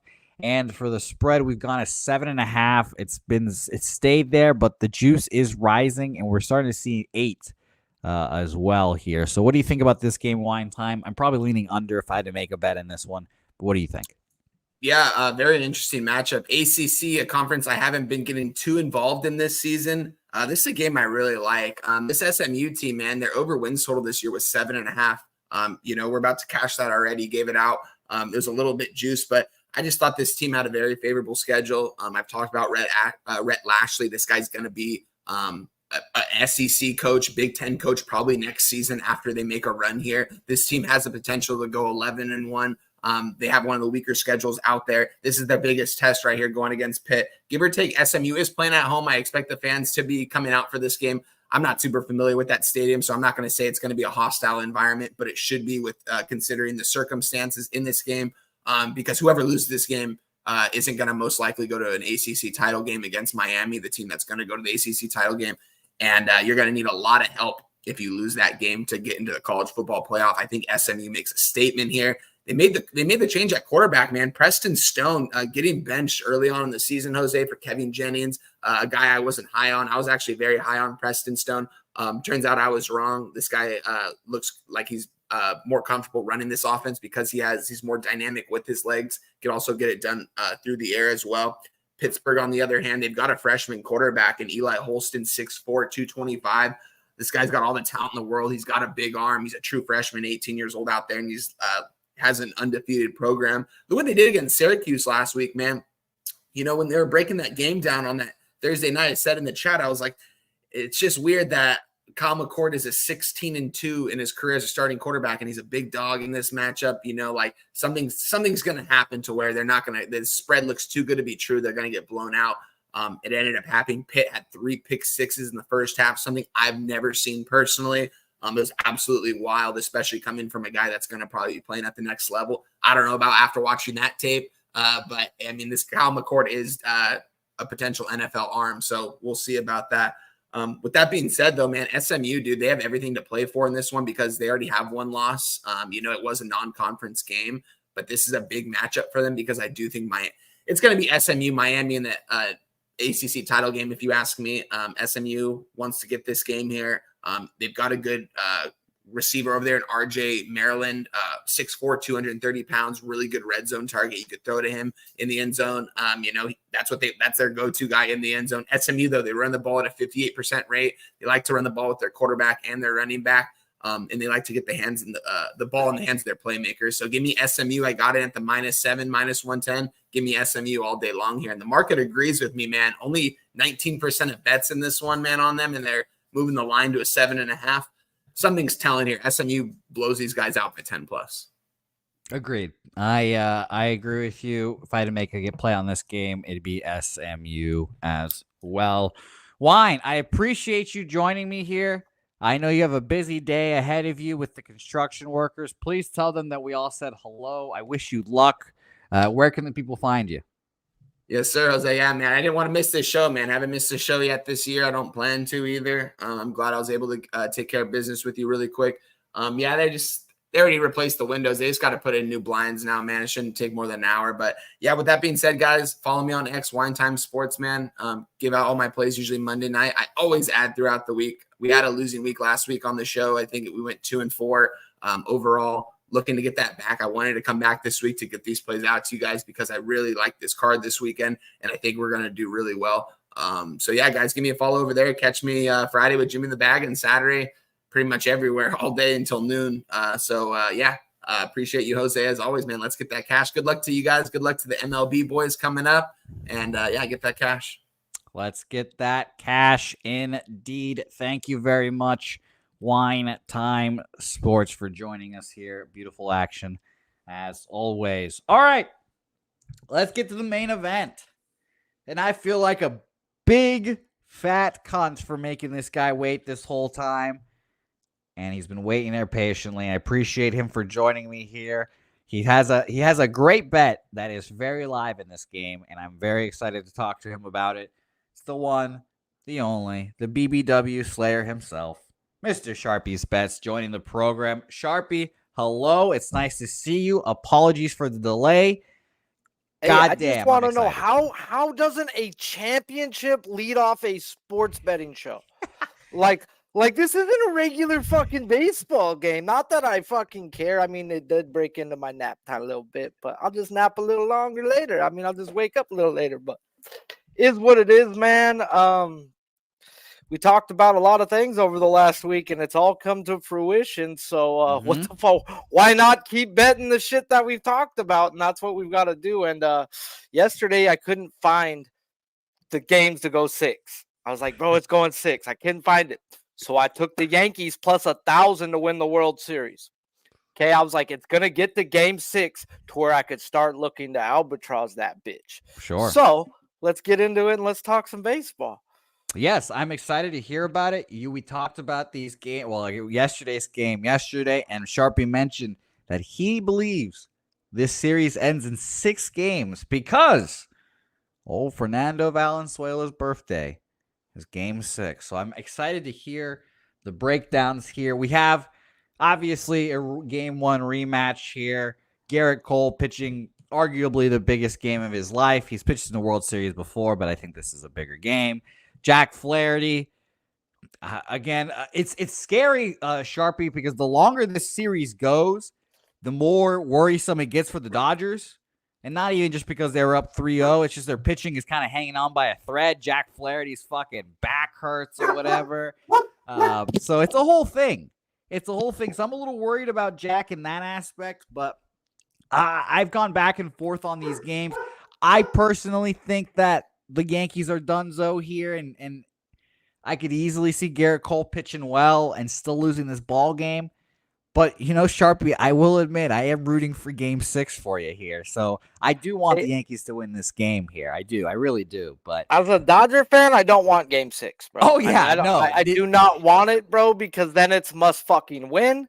Because, I don't want to get into a must win game 6, but I really believe it's coming, and I'll talk about it. It's scary. I mean, it's let me tell you, because obviously everyone has seen the Netflix is shoving down the Red Sox documentary down everyone's throats right now. 3-0 comeback, and anniversaries and such. So I understand completely. But I do think this is the game here. I think Garrett Cole pitches his ass off. 6-7 shutout innings, maybe. Maybe Boone lets him just say, fuck it, we'll take the leash off. You go into the 8th, who cares? Because obviously we know the bullpens are exhausted from each side at this point, it seems. Luckily for the Dodgers, they didn't use their guys yesterday. But I don't know, Sharpie. I want to hear your breakdown here. I'm excited. I'll quickly talk about the markets in this game. 37% of the bets, but 59% of the money on the Dodgers. So bigger bets on the Dodgers coming in this game. And for the total, we have 73% of the bets and 59% of the money on the over in this game. Admittedly, that's more under love that we've seen in quite a while. It feels like across the board in all sports. So some under love being had here. It's opened up 8.5 minus 120, and it's gone down to 8 at some places here as well. Sharpie, take it away. I'm all ears. I need to hear this excellent breakdown, Dodgers, Yankees. Well, if we go all the way back to game 1 when we talked about this first matchup, we talked about Jack Flaherty, and I told you he was going to shove. But I said if I'm right on him shoving, we got to fucking fade him the next time out. And we're right back at that situation. Jack Flaherty on regular rest this year has pitched 7 games. That is 4 days rest like he is on today. He has a 5.5 ERA. Yet, the more rest you give him and the more dominant he becomes, as on 6 to 9 days, Like last game, he had a 0.72. I also spoke of his mechanic change that he made with Detroit and that he was to be more athletic and use his athleticism to his advantage. Well, he exited last game with a tight hamstring, and a guy who relies on athleticism seems to have a built-in excuse for giving up them butt cheeks today. Now, with the Dodgers fan, guys, I want him to shove, but as a gambling man, I've got to be realistic and not ignore the stuff I've dug up in game one. So I go back through those 7 games, and his velocity was fine. Yet his last 2 games, September and October, on regular rest like he is on today, there was a significant velocity drop where one of them came in the 3rd inning as he looked fine the first 2, and then just bam, 3rd, 4th, 5th, it was down into the 90s, where the Mets game, I noticed it in the first fucking pitch. Shout out to StatCast guys for having all the games and keeping track of velocity. So that's where you can go dig up on that type of stuff if you want to look. So why the second half has his velocity drop, guys? Well, I start digging in, guys, and last year was the first time he threw more than 100 innings since 2019. He is 22 innings past the amount of where he was at last year. So is he getting tired? Can be, might be. So I go back and I look at some splits, guys, and I see what Jack has been doing since the second half of the season, as he's turned into a fly ball pitcher when first half he was a big ground ball pitcher. And you don't want to be a fly ball pitcher in Yankee Stadium, where pop-ups go out the park. As we seen last night, a home run happened that was 1 in 30 ballparks. Just happened to be that fucking 1 in the 30. So another thing that I noticed is his splits, is how bad he's been 3rd time through the lineup. So this is a back-to-back, guys. This is now going to be the 3rd and the 4th times for these guys seeing them. Granted, he only went through the lineup 3rd time 4 times before Stanton popped him and he set his hamstring. But nah.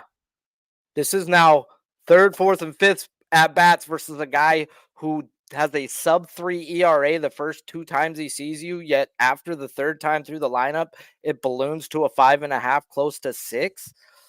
This is not a good spot for Jack Flaherty, and it's just, how do I want to fade him, guys? That's really the fucking question. So I already told you I believe the Yankees win, but if the Yankees do lose today, it's because of Aaron Boone.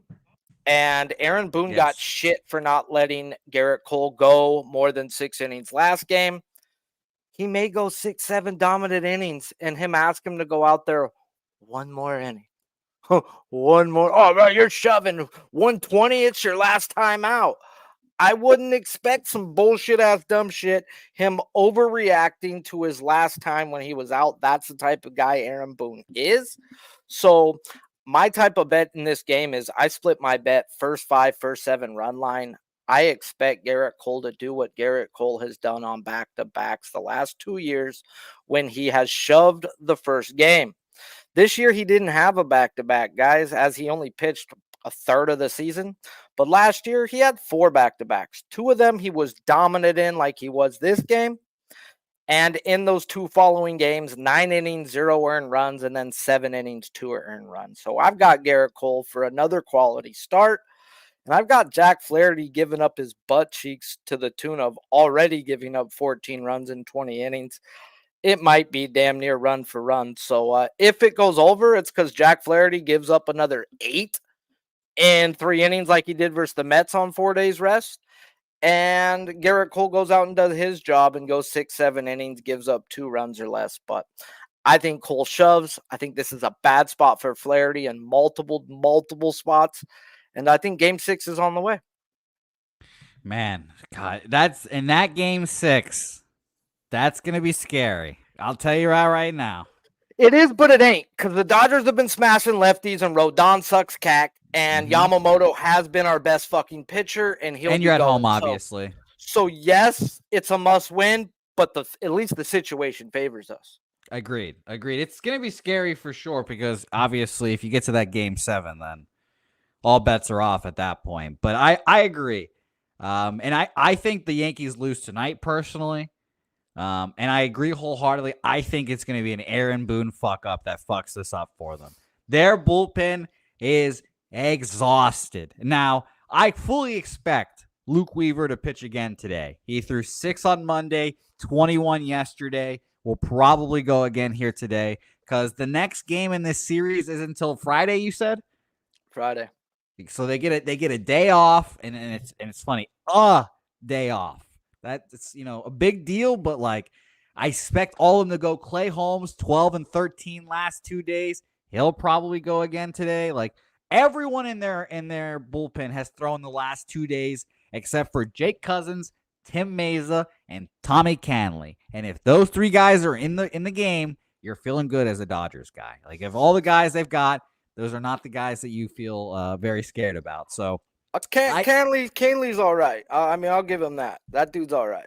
Yeah, and I'll ultimately, I agree. I think this is a game. If you'd like the Dodgers, like I do, I think you wait, you live bet them because of Flaherty, like you mentioned, hamstring, back, arm starts barking him early. Yankees score a few runs early.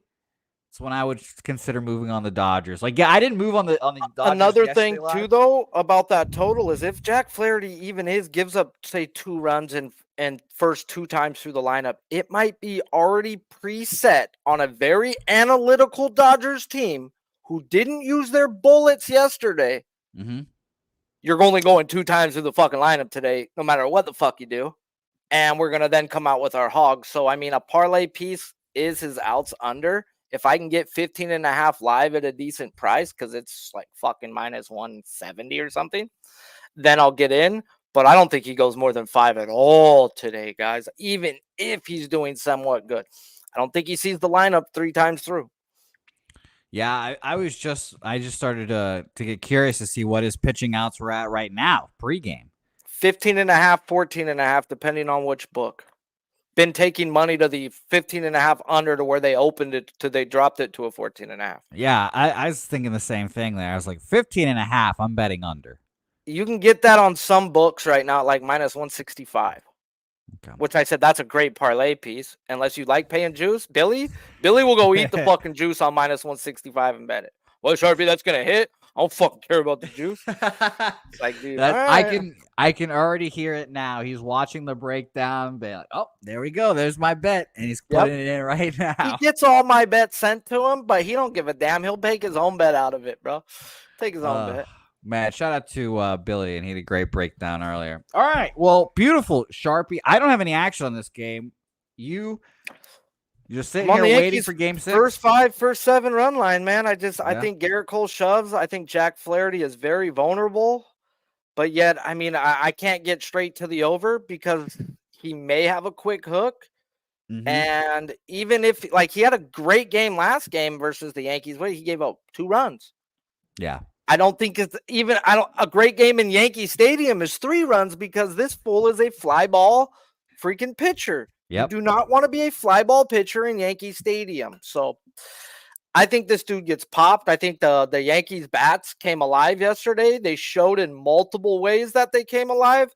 Aaron Judge didn't chase 1 pitch the whole game. I'm not saying like the whole game. 4 or 5 at bats. He did not chase 1 fucking pitch. That dude's locked in right now, guys.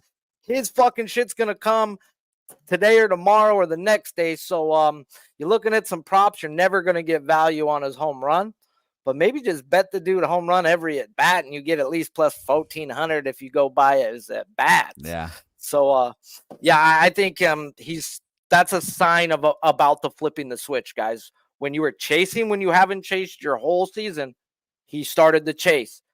He locked back in last night in the not chase. He took 2 walks to start the game. So, I mean, that is a good sign for you Yankee fans out there. Well, man, this is going to be a fun game. I'm going to be, and you know me, Sharp. Yeah, I've got my Dodger blue on. I'm rooting for the Dodgers hard as fuck. So I hope they end this shit today. But it would be poetic to have that game 6, Fernando at home. And I saw a thing that the Dodgers have not clinched a World Series at home since like 1918. Like, god damn. I don't fucking care, bro. Let's not clinch one at home. I mean, I'd rather, hey, if all things equal, Dodgers are down by 1 after the 3rd inning. It's a 1-run game going into the fucking 8th. and they send Garrett Cole back out there at 109 pitches because he's dominating, and he gives up his butt cheeks. That's the best case scenario, because then I'd be right every which way around how Boone's a cuck.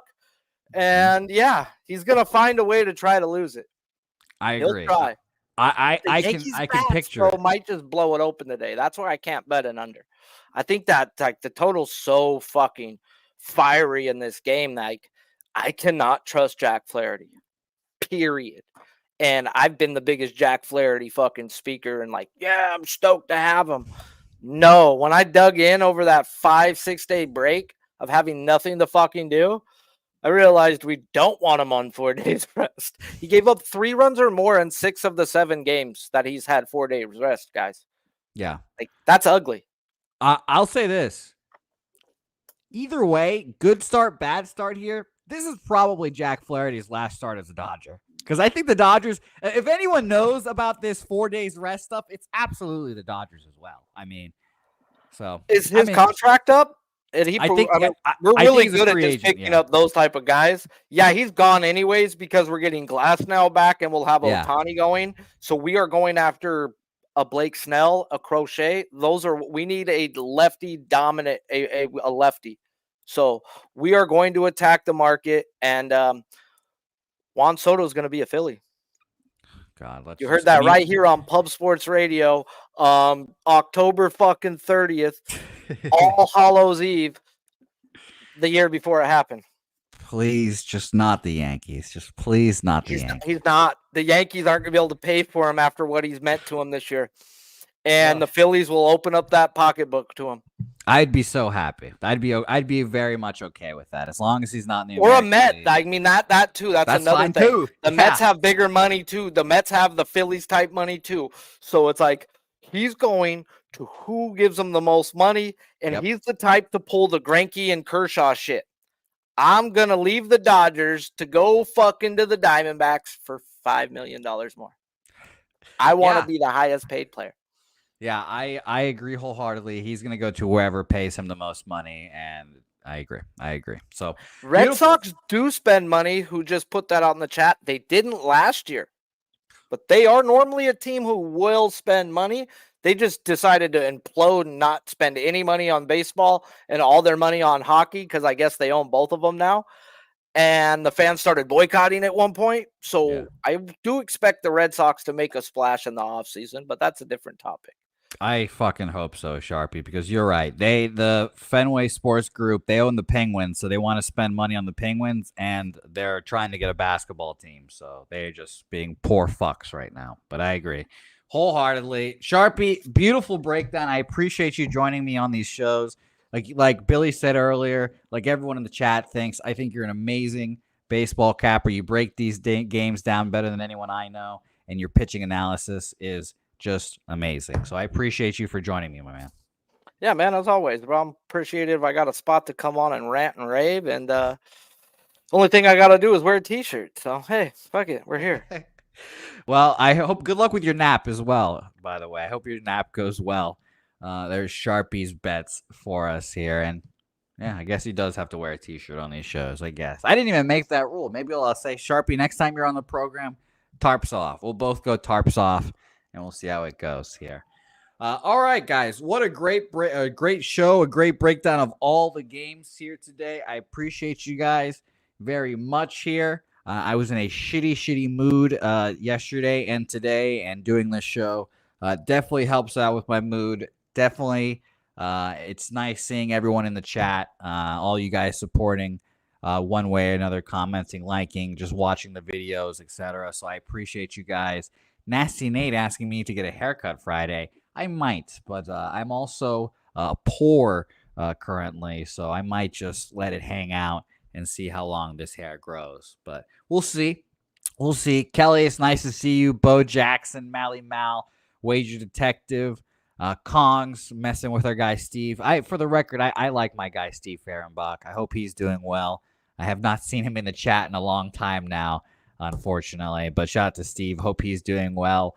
Nasty Nate, Am I Lying? Shout out to Sharpie, Wine Time, Connor, Gokster, all for joining me here. Rem Most. It was nice to see Rem Most in the chat as well here.